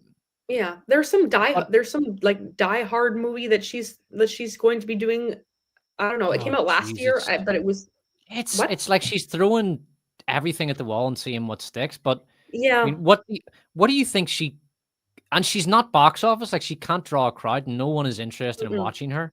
no. What do you think? I Fall mean, do you think she could niche down? What do you think she could do, or what role, I what mean, kind of roles would be ideal for her? Because she's all over the place and nothing is hitting for her. I don't know. I mean, she hasn't really found what she's good at yet. I don't think she's good in she's definitely not Keira Knightley, because from what I understand, they both had like a similar discovery story. They were both working class people before they ended up getting discovered, but she's no Keira Knightley. Um, and she's done a whole bunch of stuff, like a whole bunch of different genres at this point. She's done, I think she was in the Macbeth. Was it Macbeth or was it Hamlet that came out a couple of Jesus, years did ago? she try to do Shakespeare? I I don't think know. Maybe so. she was Yeah, I can't good. remember what role she was playing, whether it was a play of that, was something with Michael Fassbender. I can't remember.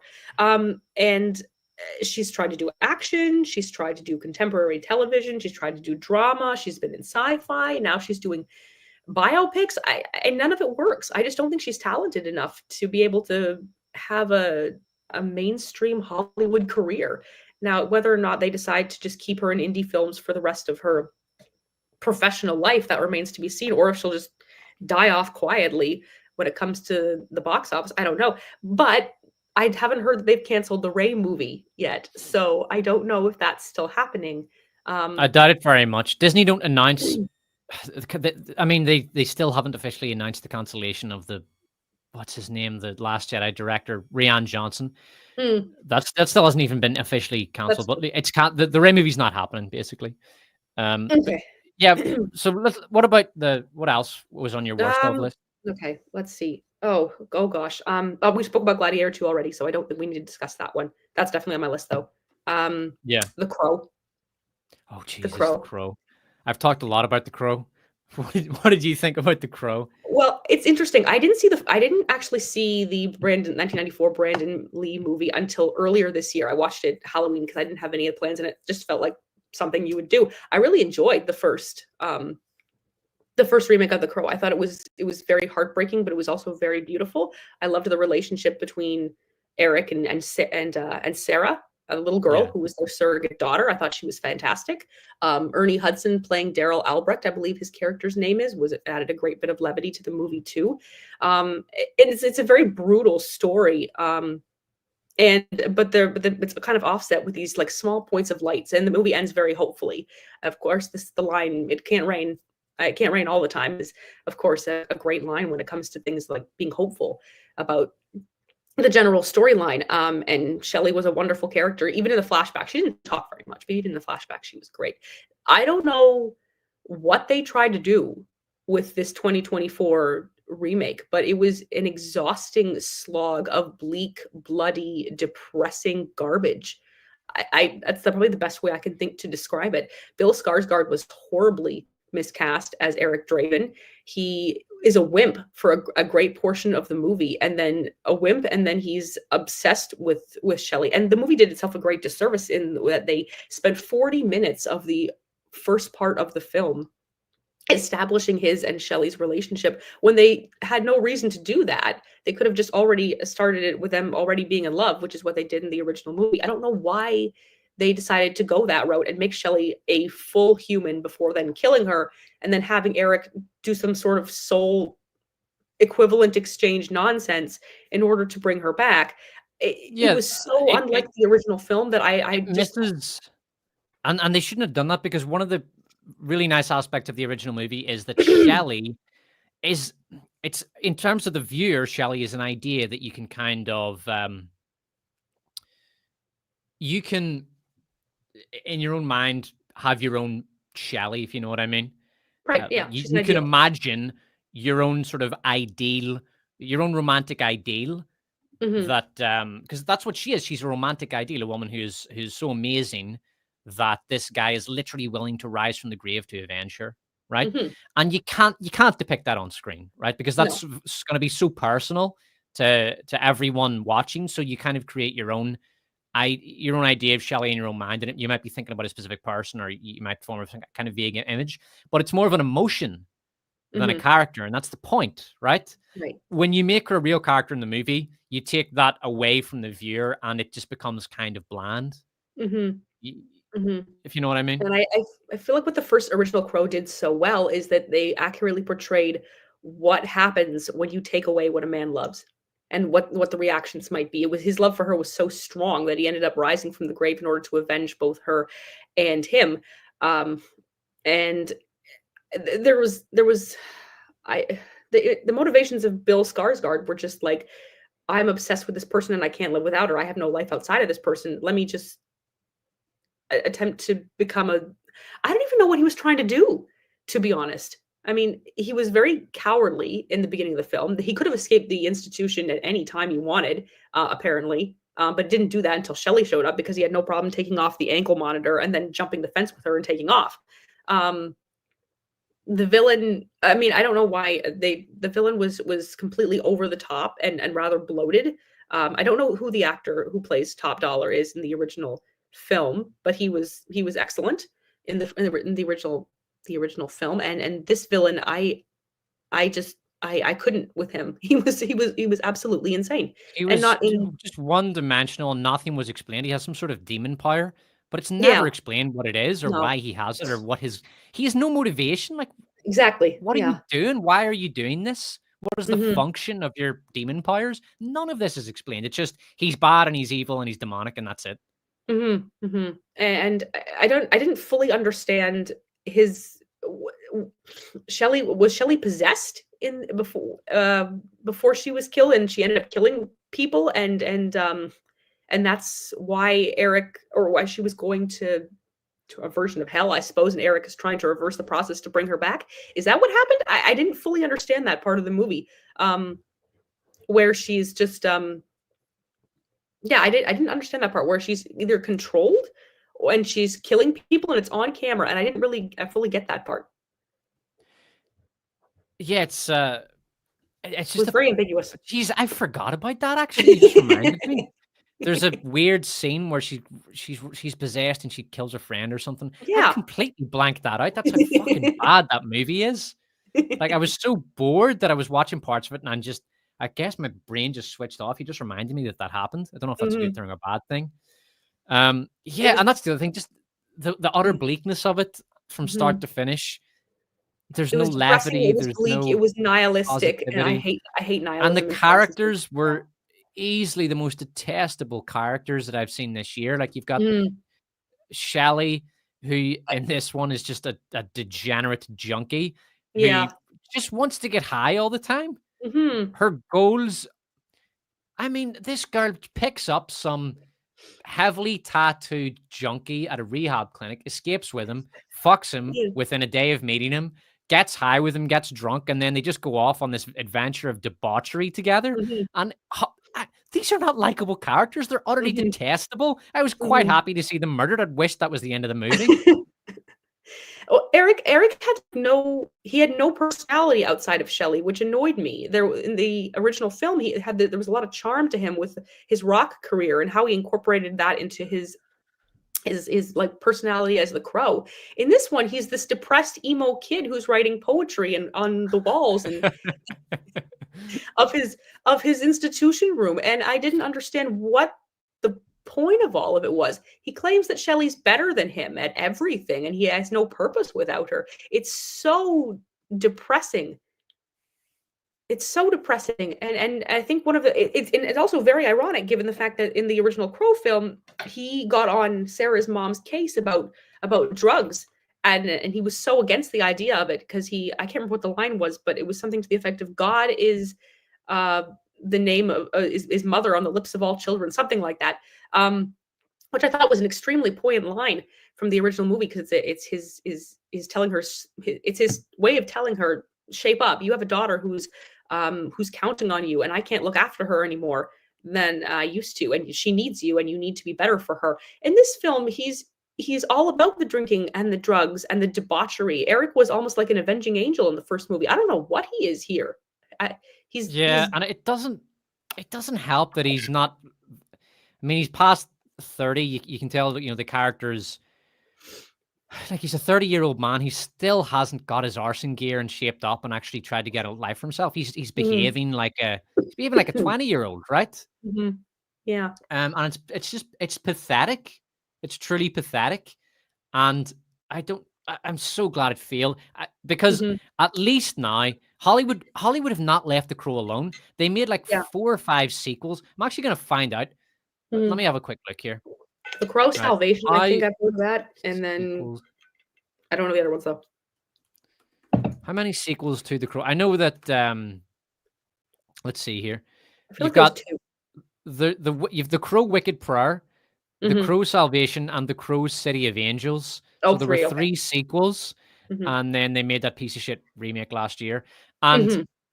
so Hollywood have really tried. And by the way, The Crow, that movie that came out last year, that was in production for 15 years. Oh my That was god. in development hell Mhm. for close enough 15 years, and Mhm. then they finally got it together, and that was the result of their 15 years of development.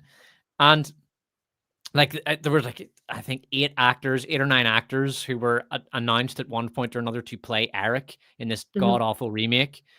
I think now that this movie has bombed, and it bombed miserably, like it Mhm. lost like $100 million or something Mhm. for Mhm. Lionsgate.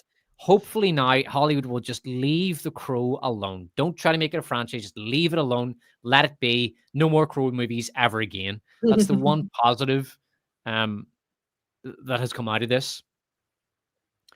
Were there any other bad movies you wanted to talk about before we move on? Briefly, Madam Web, I guess, but that was more funny bad. I That think was Madam more Web's funny great. bad. I think it's I call it a trashterpiece. It's for me, it could be the greatest trashterpiece of this decade. It's just a wonderfully stupid movie. It's so ridiculously bad. Mhm. It's bizarre. It gets better the more I see of it. Like the more clips I see and the more I research it and the lines that are even the extras around it, Mhm. the way that the actors and actresses talk about the movie and interviews and everything. It's just such a wonderful bit of culture. I think Sydney Sweeney single-handedly saved her career by just coming out and saying, "Yeah, this was a bad film." That And was they that didn't was defend it perfect. anyway. Yeah. There are so many actors. Like, imagine if Amanda Stenberg, who was in The Acolyte, she played Mayanosha, she could have done the exact same thing, right? She Mhm. could have just thrown it under the bus and said, done the same thing that Sydney Sweeney did, and she would have. Okay, Sydney Sweeney can act though. Amanda Mm, Stenberg can't. yeah. She can't rap either. But she could have at least No. made herself likable, a likable personality, and improved her career a bit. And Mhm. instead, she went the complete opposite route. She just She lashed herself to the deck of this sinking ship, Mhm. screaming bloody murder at anybody who criticized it, and Mhm. just made herself into an utterly detested personality in the process. It was Mhm. very foolish and amateur, and someone should have, like her agent or something, should have grabbed her and said, "Look, you need to stop doing this. You're really trashing your career, your public image." But Mhm. I don't know. I suppose she just she's so obsessed with the idea that it is impossible to separate race and criticism of a show. Like she just can't separate those two. If you don't No, like I the agree. acolyte, you're racist. That's how it Mhm. works in her mind. Yeah. I got so much cannon fodder out of her from my channel this year. I just have to thank her in a little bit of a way because she just gave me so much content to talk about. Did you see her discourse video, Yes, I her did. Oh my music video? What word. do you think she redeemed her bad performance in The Acolyte Oh, with her no, no, stellar if rock anything, it rap just video? cemented if anything, it just cemented the fact that this is a unfortunately wildly out of touch narcissist who is determined to destroy her own career, and, I mean, we'll all benefit from that in the long run, I suppose, but I guarantee you, about maybe 10 years, she'll look back on this and think to myself, "This is the equivalent of a topless shoot from the '90s." I don't like, I can't imagine how she could look back on this and think this was a good decision for my career. This was an excellent way to go for me. Yeah, it was also it's just so out of touch as well. Like Mhm. so many people are struggling economically. It's like, love, I work my ass off just to not starve. I pay my Mhm. rent and I will never own a house and I'll never be able to Mhm. start a family and all that. There's so many people that are in that boat, right? So many people who Mhm. are just broke. And here is this wanker out here from a millionaire family dancing around like an idiot in the street because she has time to do that stuff because she's never Mhm. had to worry about money once in her life. Mhm. And it's horrible and it's out of touch and people just don't have Mhm. time for that shit Mhm. at all. Mhm. Um, yeah, she's pretty despicable.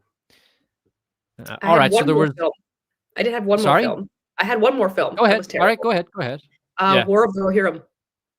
Oh, Jesus, we're gonna talk about that one. Um, we'll talk about it now. All right, so this is Okay. our War of the Rohirrim section because we're gonna Mhm. do a section on girl bosses later. Mhm. Oh man, I saw that and yeah, just go ahead and give me your thoughts. I saw it 3 days ago, to be honest with you, because I hadn't had time to see it earlier in the year, and it was I okay. Now, granted, the main character of Hera isn't insufferable like a lot of other female characters I've seen this year, but she's unnecessary. She's a meaningless character who was mentioned in a footnote in Tolkien's lore, in the lore of Helm Hammerhand, which is a movie I really wanted to see. She didn't even have a name until the writers gave her one. Uh, and she's your quintessential Mary Sue. She's better than everybody at everything. She can sword fight, she can ride a horse better, she's a better strategist and tactician. She fights in a wedding dress at the end of the film against her jilted prince and holds him at sword point as this ultimate expression of destroy the patriarchy, I am woman, hear me roar. And it's oh my word, I'm so tired of the bastardization of Tolkien stuff. I grew up with Tolkien's writings, and I love this world of Lord of the Rings, and the fact that the only way they've decided to maintain the rights to the Lord of the Rings, Warner Brothers, is by putting out this piece of trash, utter and complete trash that I just I don't know if I can be a fan of any IPs anymore after this, to be honest with you, because they've everything I love has been butchered. Yeah, Lord of the Rings is a slop franchise now. There is simply no more denying it. The trilogy is one of the greatest pieces of cinema ever Oh my made, gosh. Mhm. and everything else that they have done since then has gotten progressively worse. The Hobbit Mhm. movies, they were awful. Like I know that we like to pretend they weren't that bad because Rings of Power is worse. They are that bad. They're bloody Mhm. awful. And then Rings of Power, of course, took it to a new low. Mhm. Now, War of the Rohirrim, it's shit, man. Like people will say things like, "Oh, it's not." I've heard people saying it's mediocre. It's okay. All that does is just reveal how low the bar has gotten. The fact that people think Mhm. that this junk is good. The Mhm. animation isn't good apart from anything No, else. it's not. Okay, the frame rate seemed to me to be uh, too low or something. Mhm. I'm not a big animation guy. I don't claim to be particularly skilled, but I felt that a lot of the animation was just basically ripping off, often scene for scene. It was ripping off locations from Lord of the Rings movies, Mhm. Yeah. despite the fact that this is set 200 years before. Like the stables are the same, and obviously Helm's Deep is the same. That's understandable, but Yeah. so many of the locations just look exactly the same as they do in the movie, despite the fact that this takes place 2 centuries before. There's Mm. there's not much. I mean, the animation's okay. It just felt to me like it looked like a TV episode of anime. There was Yeah. nothing particularly special or interesting or unique about it. The story Mhm. itself is very, very simple. Mhm. A bad guy arises. He starts a rebellion in Rohan, and he attacks the royal family, and he besieges them at Helm's Deep. That's the story. Yeah, pretty much. And basically, the story. Well, that's the premise and the story, and then the plot is how our heroine Mhm. Hera interacts with all of this, Mhm. and it's an okay plot. It's acceptable. It's the characters. The problem really is the characters that fill it. The characters are one-dimensional villains. Like the guy who's trying to siege Helm's Deep is just a one-dimensional bad guy villain, and they Mhm. try to give him a little bit of motivation, but his character never gets beyond a revenge motive. It's very, very dull character. And for example, he's able to acquire an army of hillsmen, but it's never explained how he did this. Exactly. And Mhm. his character isn't compelling enough to make you think that men would want to follow him. Mhm. So it's simply never explained. It's just he's an exile one day and he has a big army the next day, and that's Mhm. it. Yeah. Helm Hammerhand is an awful character in this. He's just a Mhm. big, angry, muscly, shouty dude who goes "Roar!" a lot and punches things. He's fucking awful in this. Mhm. Hera, like you say, is a Mary Sue. One of the lines is that they open with a narration that is designed to let you know how much of a girl boss Hera is. And one Yeah. of them is, she could ride a horse before she could walk. Mm. And oh, cringe. And then she says, I don't want to marry you. I don't want to marry any man. Like, I don't want to Yeah. marry you. And it's like, okay, well, right. Okay, so you don't want to marry. Why don't you Yeah, want to what's so bad marry? about it? What's so bad about It's it? it's never explained. She Mhm. never she never offers a reason as to why she doesn't want to marry. I mean, she clearly is the king's daughter, and he's very liberal with her, allowing her to ride a horse and fight with a sword, apparently, because she can do that, and just spend a lot of her time outdoors. So if the king's already clearly very liberal with her, why why would oh, good lord. Hmm.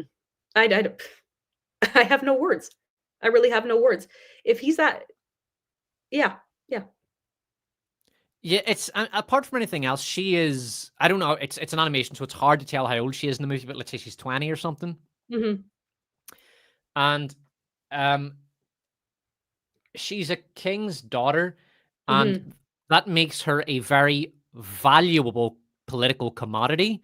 Yeah. There's no way that a king's daughter, under those circumstances, would get to the age of 20 without being betrothed. It's just not going to No, yeah. happen There would because definitely there's be some sort of, like, betrothal arrangement happen when she was 15, 16, something like that, at the yeah, very because latest. she's simply too valuable not to do it. Like if you want to form an alliance with Gondor, or there's some other king that you want to form some sort of alliance with, or you Mhm. are in need of several thousand men to repel an invasion or something, it's just the done thing during the time. Mhm. Mhm. But there's a very brief discussion of it at the start of the movie, and that creates the inciting incident, and then that's it. It's never Mhm. really brought up or mentioned again.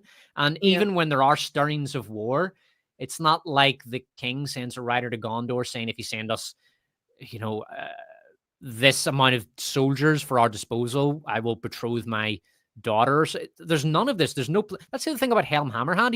He's a big thug. He's a He fool. has Yeah, absolutely he's a no fool. political brain whatsoever. He never tries any political maneuverings or machinations.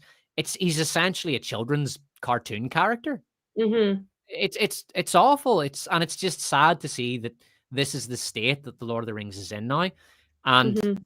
it's just it struck me as a really shitty, low effort afternoon TV movie. It was Mhm. rubbish. Yeah, complete and total and utter rubbish. And in many ways, it's Hera. A lot of the circumstances in this movie are, in fact, Hera's fault. The fact that she didn't notice that her brother's mount was ailing, and was an old horse, and that it couldn't keep up with the rest of them. Especially since her horse is apparently the fastest, can definitely take two riders. His death, I do blame on her. The younger one with the violin, I can't remember what his name was. That's how memorable he was. Her oldest brother is killed by a stray errant arrow just through the neck. It was very unceremonious. And then for whatever Yeah, reason, once her Hell managed to make it back to the keep, he doesn't go through the door with her. And I don't understand why. I yeah. mean, Why it's one thing if you? you make a last stand and for some reason, if there's no other hope of escape, but you clearly had a hope of escape. You could have gone through the doors with her and then sent off letters and done whatever you needed to do in order to rally the troops and repel Wolf and his forces. He doesn't do that. I don't understand why. The other thing is the siege engine doesn't make any sense because Wolf's army, the vast majority of Wolf's army is comprised of hillsmen. Hmm. They're not engineers. No. They're not siege experts. They're illiterate hillsmen. They do not have the engineering ability to build this extremely complex siege engine Hmm. that reaches very, very high up into the sky and then drops slowly onto the walls of Helm's Deep without breaking. Like, that's a very, very complex piece of equipment. You would need a professional army with professional engineers to do that. And he does it with Hmm. a bunch of hills people. Like, Yeah. what? No, I he know. doesn't. That's ridiculous. If it was a bunch of hills people, all they could do, the only thing that they could realistically do against Helm's Deep is ladders. They would simply Yeah. try to rush it with ladders. It's like, hold Hmm. on, so you didn't even try the ladders. You just went straight to this gigantic piece of siege equipment that is going to take you months to build. You'll Hmm. lose more men building that over the course of the winter than you will lose by attacking the walls with ladders. It makes Exactly. no Yeah. sense. The siege Hmm. itself makes no sense. Hmm. And the defenders of Helm's Deep, I mean, they've got this one big siege engine, extremely vulnerable to attack. Sorry, 2 seconds, Nerdword. No problem.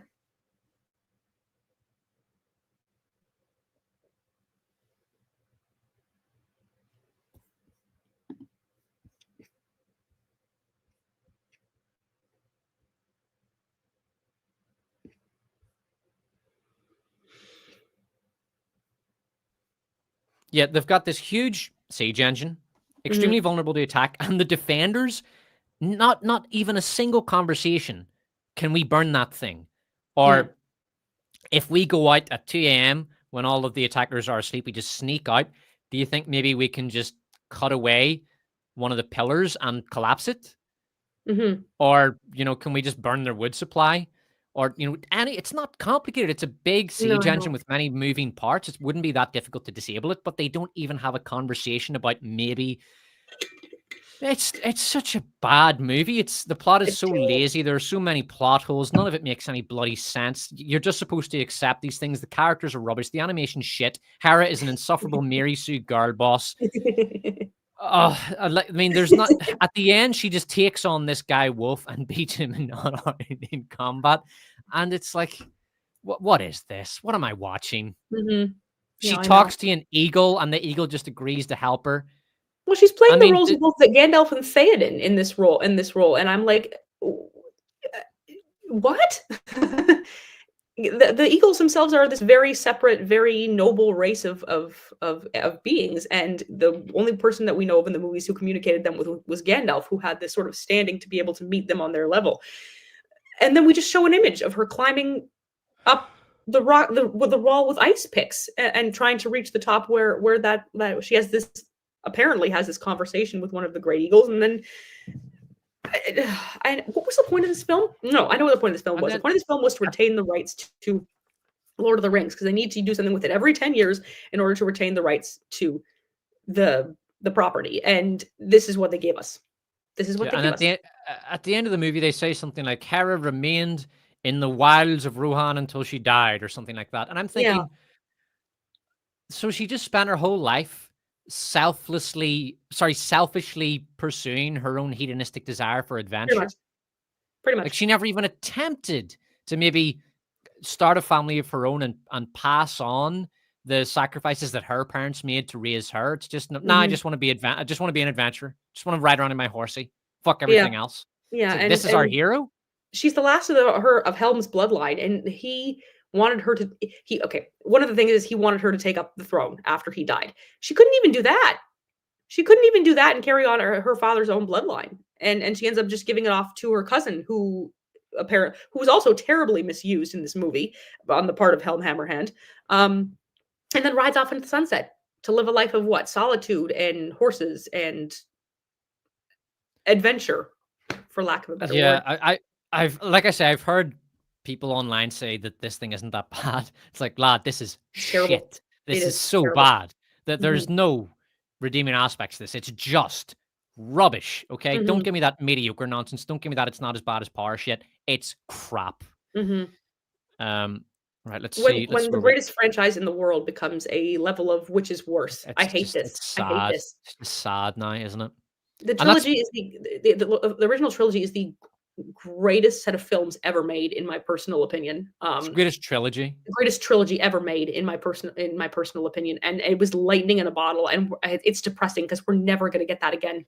And they're never the other thing that's really depressing is they're never gonna get past the iconography and the aesthetic that was established by those first 3 movies. They Mhm. keep copying them, and they No, keep I know. trying to recapture the lightning, capture lightning in a bottle again, and it's like, stop it, just move on. Mhm. The Tolkien There's a universe is so vast. There's a part of Do me there's a part of me that's has, like, a 2% hope if that the only way that we're gonna get something similar to the original trilogies if it gets taken out of the hands of Hollywood and goes to a completely independent film studio, and who actually has a working knowledge of the stories. Because to be honest with you, there's still a part of me that would love to see stories like The Fall of Gondolin and Beren and Luthien and the Children of Húrin, portrayed on screen, but unless it's that those stories are given to an independent film studio with a working knowledge of the books and a practical an emphasis on practical effects, like, and then we find something similar to Weta Workshop. I don't think it's going to happen, and that's depressing because I'd really love to see those stories get told, but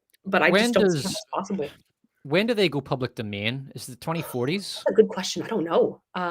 Because that's basically we're not gonna see great Tolkien again until his works are liberated. Mhm, And that will happen when they go public domain, but it's gonna be a long time. Might not be till the mhm. 40s or 50s, Yeah, I think so. because At I least a think good it's like 10 years. 90 years or something. Mhm. And I'm not entirely sure when those things go public domain, but once they do, we're either gonna get the best set of movies ever, or we're going to get utter trash, which Yeah, I we're already mean, getting. So, yeah, probably both. yeah, yeah. Oh gosh. Anyway, that was depressing. That was probably the most depressing film. Yeah, that was utter rubbish. Mhm. So we've got the Marvel slate here for 2025. Yeah. We're just gonna ignore the Spider-Man cartoon. It's the kids' cartoon. Who cares? Mhm. The first one, the Ugh. first big one, obviously, is Captain America: Brave New World. Mhm. I think Disney know. I mean, they. I think, of course, Disney know this thing Mhm. bombs. Of course, they know. Yeah. Like, they're releasing this in February, and that's typically the dumping grounds for all movies that they wanna get rid of or have no or have no expectations for. So this is the fact that they're releasing this in February, I know they're gonna try and get us try and say, "Oh, it's for Black History Month," and all that stuff, but the fact that they're releasing it in February doesn't say much about their expectations for this movie. It's given the amount of reshoots that we've heard that they've had to go through, I think what is it? 4 on 4 rounds of reshoots at this point, because of just how unwatchable the original storyline was. I don't have any expectations for this movie whatsoever, and that's a shame because the Cat movies are some of my most favorite in the MCU. And this is going to be its fourth installment, and I'm just not hopeful at all. Yeah, I'm getting the Flash vibes from this. Oh gosh, we're Do you know doomed. what I mean? We're Because doomed.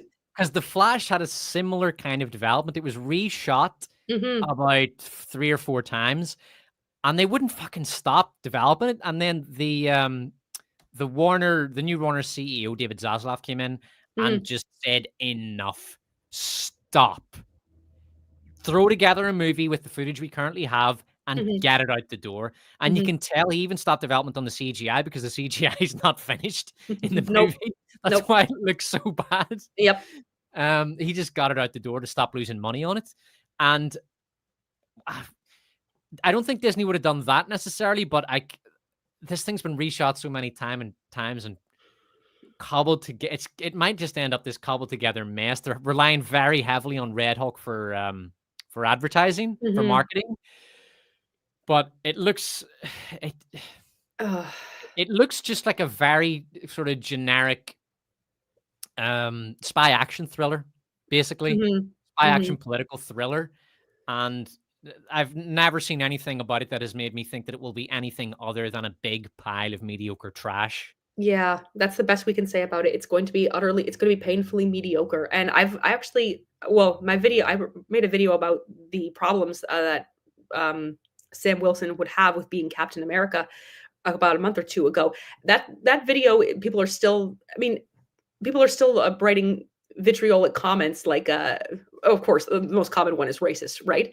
Um, Yeah. on that video and stuff like that. And it's me mostly just questioning Sam's morality and whether or not he has the strength of character in order to be Cap. And I might have agreed that he did if the Falcon and the Winter Soldier show had not come out and we see him actively siding with terrorists at the very end of the show. Um, I might have thought he would be okay as Cap before I saw that, but after that, I thought to myself, Cap had this unimpeachable morality, and there were a few times where he made decisions that I disagreed with, but at the same time, I never questioned his strength of character or the sheer presence that he had. Chris Evans is one of those actors who, in the role of Captain America, who was just so good at every single aspect of being both Cap and Steve Rogers. And I'm not entirely sure that Anthony Mackie has the ability to pull that off. I could be wrong. I hope I'm wrong, but I very much doubt I am just because of everything we've seen from him so far. Plus, the Falcon and the Winter Soldier show came out at the time of this movie coming out. It will have come out 4 years ago. Does anyone really remember what happened in that show besides us YouTubers who make a career out of this stuff? And the and the and the and that's it. Does anyone really remember what happened in that show? And if they don't, well then do we have much reason to care about this movie at all? And I don't think that's the case. Yeah, you're right, and I think a good point you made in that movie is that, or in that video, was that Bucky should have been Captain America, not, Mhm. um, not Falcon, Mhm. and that would have made a lot of sense thematically as well because Cap represents, like the original Cap represents, uh, the American ideal, Mhm. right? And for if it had been passed on to Bucky, it could have represented a different aspect of the American experience, which is redemption, right? Because in Mhm. America, everybody gets a second chance. You can sink down to the bottom of society and build yourself back up and Yeah. really make something of yourself. Mhm. American history is full of stories like that. I'm reading one Exactly. at the minute. Mhm. Ulysses S. Grant, who was the great Civil War general, Mhm. was basically at his low point. He was an unemployed former soldier Right. and he was 32, and he Mhm. basically had to start his life over again, and yet he rose to become president, Right. Yeah. right? So Bucky could represent that aspect of the American identity, Mhm. rising up from the lowest of the lows because he was enslaved. He was basically a mind slave, and he was a Mhm. professional assassin, a murderer for the Soviets. To come back from that and redeem himself, that could have been a great encapsulation of the American experience. No, of course. Yeah. And it's such a missed opportunity to go from, the original Cap who represents something else about America to the new Cap who he's still very American, but it's a different aspect of that American identity. That would have been really cool. Mhm. No, I agree. I agree. And Um, it doesn't help the fact that I think that Sebastian Stan as Bucky is the last interesting character that the MCU has in oh, their don't worry, they're gonna like, ruin him. They're yeah, gonna ruin I him. just and I'm so afraid that they're going to at this point, and I don't I wanted to really like this film when I first heard it was being, released, and after hearing about the production hell that, it's gone through and the fact that I have serious concerns about, Sam Wilson as Cap. Also, the practical aspects of this, well, he's not a super soldier, and they expect us to believe he's going to be competent against Red Hulk.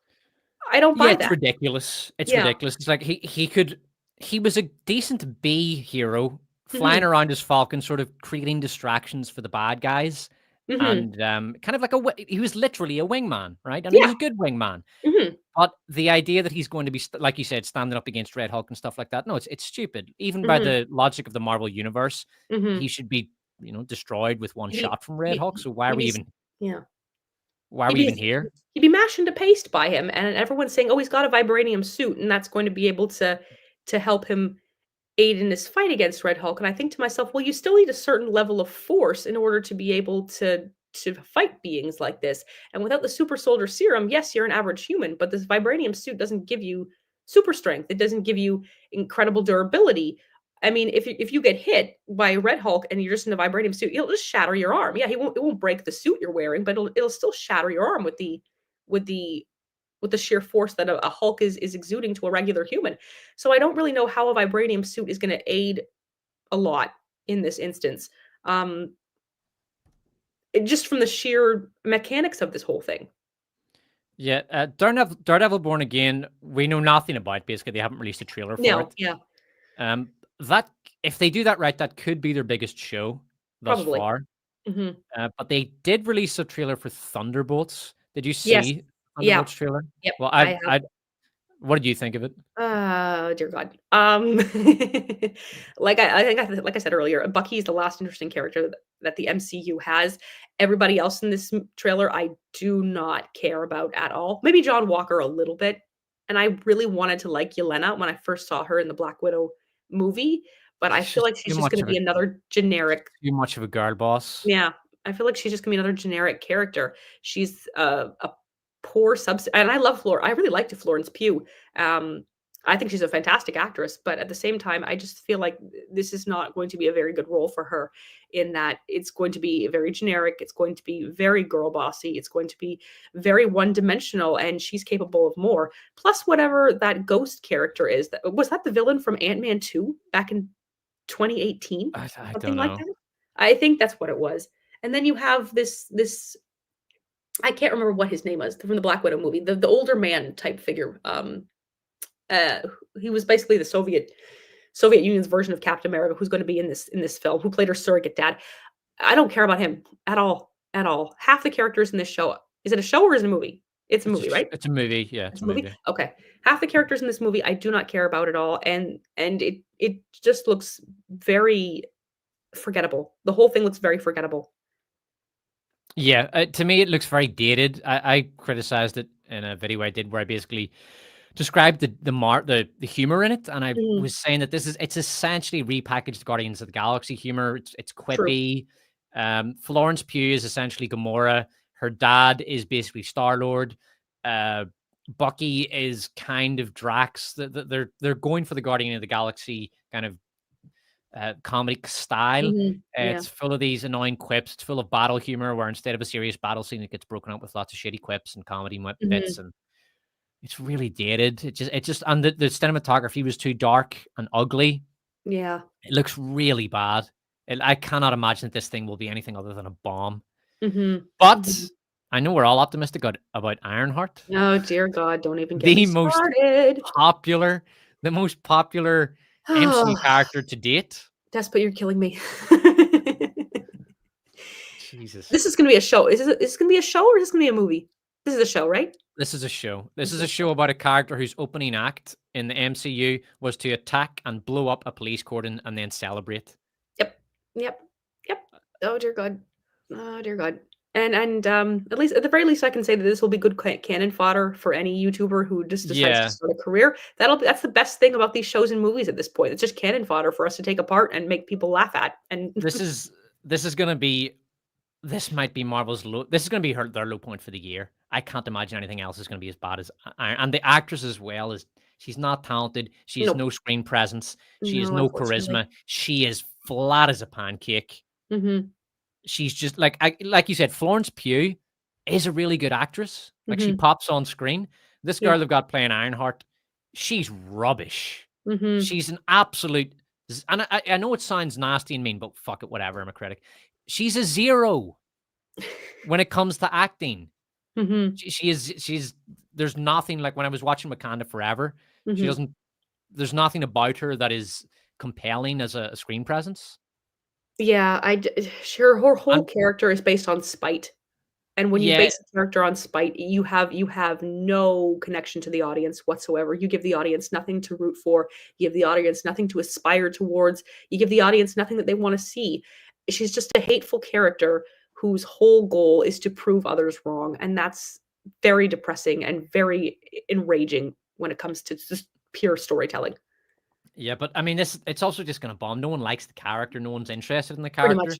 and it's got to be the lamest attempt that the MCU made to replace a male character with a female character because they Mhm. felt that the roles were simply transferable. You don't need a new Iron Man. You can just or you don't need Tony Stark as Iron Man. You can just transfer Iron Man to somebody else. Let's give it to a woman and call it Iron Heart.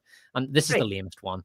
Maybe I mean, She-Hulk, kind of, but that was so ridiculous that I don't even know if I would even call it lame. It was just it was so bizarre. It sort of existed in its own little universe. But this is just lame as fuck. Yeah. This is just Mhm. it's It's such just a pathetic imitation of the real thing. it's desperation. It's because they don't know what else they're doing at this point, and they need content to be able to keep people interested or at least aware of them. Apathy is definitely setting in for this franchise, and that's a shame because up until Endgame released, I loved everything about Marvel. I mean, not everything. There's a few things I didn't like, but it's a shame that this once great IP and the fact that this juggernaut of film for the last 10 to 15 years has just gone down the toilet this way. And it's going to Yeah. continue. Well, I don't know. What do you think about Fantastic Four? I don't know how I feel about that I one was yet. about to say, by the way, I don't think Daredevil Born Again is going to be any good because I don't think Disney know how to make good shows. They Mhm. can, they are capable of making good movies. Like, for example, Inside Out 2. They don't Mhm. usually do it. It's very rare, but they can Mhm. make acceptable movies. They can't make good shows. Disney Plus has never produced a good show. No, And it's so terrible. when and Disney just don't know how to do it. Like Netflix can do it. Netflix can make good shows. They Mhm. know how to do it. Disney don't.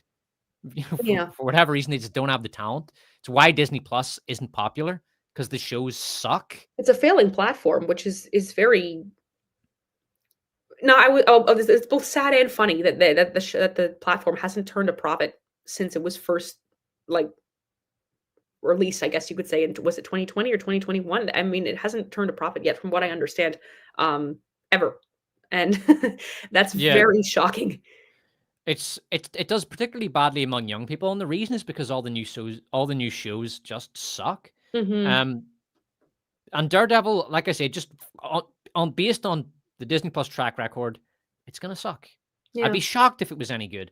But Fantastic Four is the only. I mean, we've only seen a poster for it, but if they get that right, that's the only hope Marvel have for 2025. The rest of this Yeah. shit is flopping. But Fantastic Four, that's the one potentially bright spot that they could have Mhm. in 2025.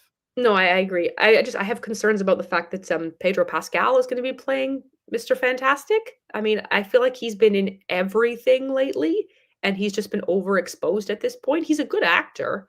Maybe I'm a little biased because after seeing him in Gladiator 2, I was just I was like, "Enough of you. I need a break from you. I don't wanna see you for a while." Um, I don't know if he has I don't know. I mean, they had John Krasinski in what is it? Playing briefly Mr. Fantastic in Multiverse of Madness, which I think a lot of people were on board with. But I'm not sure how he's going to do in this role here. We'll Yeah, have to see. he was in Multiverse of Madness. I watched that recently. My God, that movie stank. Mhm. And he was murdered by Scarlet Witch. Yeah. He was on screen for about 5 minutes, and then she turns him into string cheese, basically. Mhm. I don't. Um, Yeah. yeah, fantastic. I mean, we'll see, but that's a pretty awful slate. I mean, in Mhm. general, that is grim. Yeah. Yeah.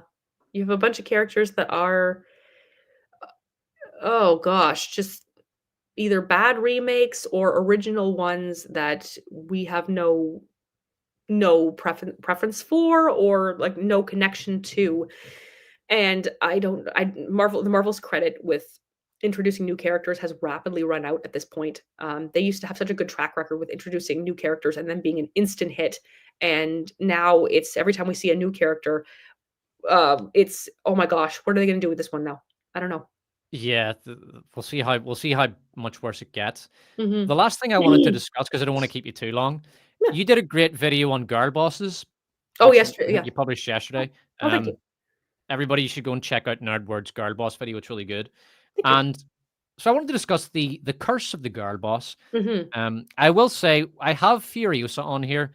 She's kind of a girl boss, if we're being perfectly honest, but Mhm. not really. Not really. Yeah. Nowhere near as bad as these other ones. But the reason I put her on here is because this movie flopped, and I think one of the reasons it flopped is because people just the second they get a hint of girl boss, they're gone. They They're don't out. want any Yeah. part of it. Bear in mind, like the War of the Rohirrim, as cheap as it was like $30 million. It flopped. Mhm.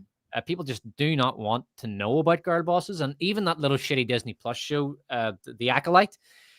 You've got these two girls here introduced riding around the city on bikes like badasses on hover Mhm. bikes, and the Yeah. girl who's trying to give a lot of attitude.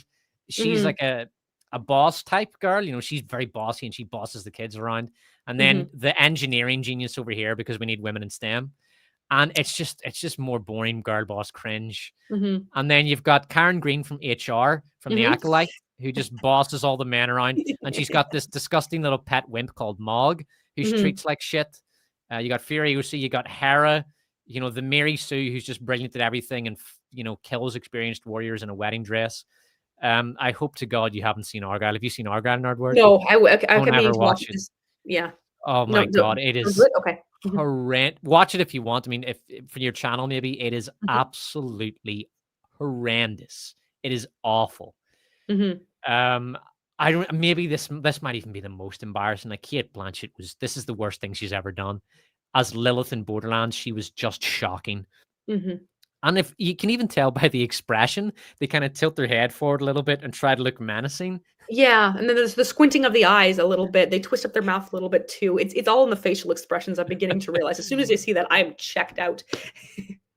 It's awful. Like, and you see it in so much stuff. The question I have is, do you think that Hollywood are beginning to get the message that this stuff is box office poison? Are they beginning to move away from this horrible girl boss shit, or do you think there's a lot more of it to come? I mean, obviously, Um, Ironheart is hmm. one Yeah, example. Ironheart remains to be seen. Thunderbolt remains to be seen here as well. I think maybe the tide is starting to turn, but we're only in its beginning stages, Hmm. especially with everything we've seen this year when it comes to girl bosses and just how heavily prevalent they are, even to the point of appearing in major blockbuster films. Um, we're I do think it's the tide's beginning to turn, but it's very early still. Um, and it's going to take at least another year, I think, maybe even two, for this thing to wash out of mainstream media completely, and for us to go back to female characters that are just normal, normal and kind and regular human beings. Yeah. Why do audiences despise girl bosses so much? Well, I mentioned this, I believe, in my video. It's kind of it's a bit more sinister, I think, than all of us realize. Not only difficult to relate to somebody who is good at everything they do, who has an abrasive personality, who is very prickly and narcissistic and unkind. But I think it alienates the audience from connecting with them and from understanding their story. Like I mentioned in my video, the worst thing about girl bosses is that it's impossible to form relationships with them, not just for Yeah. the audience members, but for the characters around them as well. It alienates the need for connection with friends. It alienates the need for connection with a partner. It alienates the need for connection with anyone outside of a deferential sort of relationship. And in doing so, you rob the audience of a good story, and you rob yourself of your ability to tell it. The best, like I said, the best stories are about human connection, and the fact that the girl boss, who is already a great swordsman, so she doesn't need anyone to protect her, the fact that she's already a great leader, so she doesn't need anyone to lean on, she's a great strategist, so she doesn't need any advice. It makes her into this lone wolf character that is very one-dimensional and only has one story to tell, and as it turns out, it's not a story that any of us are wanna hear because it's been told time and time and time again, and it's a story of, "I'm better than you, you have no reason to, I have no need for you," essentially, and the rest of us are just like, "Well, fine, if you have no need for us, we're not gonna pay attention to you anymore." And that's why. One of the things I noticed about Hera in Mhm. War of the Rohirrim, it's a little thing, but it really matters. She doesn't do anything nice. Not at all, not at all. She never does anything nice to anyone. Like, for Mhm. example, in The Two Towers, Do you know the girl who fancies Aragorn? What's her name? Eowyn, yeah. Eowyn, that's the king's daughter. Yep. She makes him some Niece, yeah. food. She makes him some food, right? Mhm. She gives him a Mhm. little bowl of broth, Yeah. and she's making food for other people. Like she's working because these are all refugees from Edoras trying to make it to Helm's Deep. She's doing Mhm. nice things. She's Yeah. nice. Her doesn't do anything for anyone. The Not entire at all. movie, it's always about her. She never turns around to. She never looks at a child and says, "Does your child need another blanket?" And maybe brings the child a blanket. No, Mhm. she's never handing out food. Like maybe she brings a basket of bread around to the cold, hungry Right. kids and old people in Right. one of the cold halls of Helm's Deep during the siege. No, Mhm. nothing. Not once does she do a selfless, just nice thing. It's always about her. It's so egotistical and self-focused. It's like she has tunnel vision. It's all about what she wants. Mhm. She's There's no completely reason to like her. Mhm. She's completely disconnected from her own people as well, and that's one of the things that Eowyn never was. She was very in tune with the needs and wants of the people of Rohan, and, as much as she wanted to fight and help defend her people, she also recognized that there was a time to be a princess and a time to look after the people around her and a time to lead the women and children because that was what was necessary and needed at the time while all the men went off to war. Hera doesn't do any of this. They barely show any of the women and children um, in this movie. So it kind of just creates a, well, what are we fighting for? You're not fighting for your home anymore. You're fighting for your right to remain an unattached woman for the rest of your life. And so it makes these major events in the timeline of Middle Earth seem small and meaningless. And that's probably one of the worst things um that they've done with this property is they have this ability to take the greatest events in history and make them insignificant. And it's so depressing. Yeah, it's dreadful, and audiences are sick of seeing this shit, and I'm sick of seeing it. I just Mhm. want to finish by briefly going through the super chat. So here we go. Right, yeah. Chris22 gives me €5. Thank you very much, Chris. And he says, "How you from County Wicklow? Fur, cold. Hope it doesn't snow. I don't think it's Mm, snowing at the minute, although it's very cold where I am at the minute." Ji Hoon Shin says the best Korean drama is undoubtedly Daejangum. Jewel in the Palace in English. Forget Squid Game. That show is also criminally underrated. All right, so mm, if you're interested in Korean stuff, check out Daejangum. okay. Jewel in the Palace in age.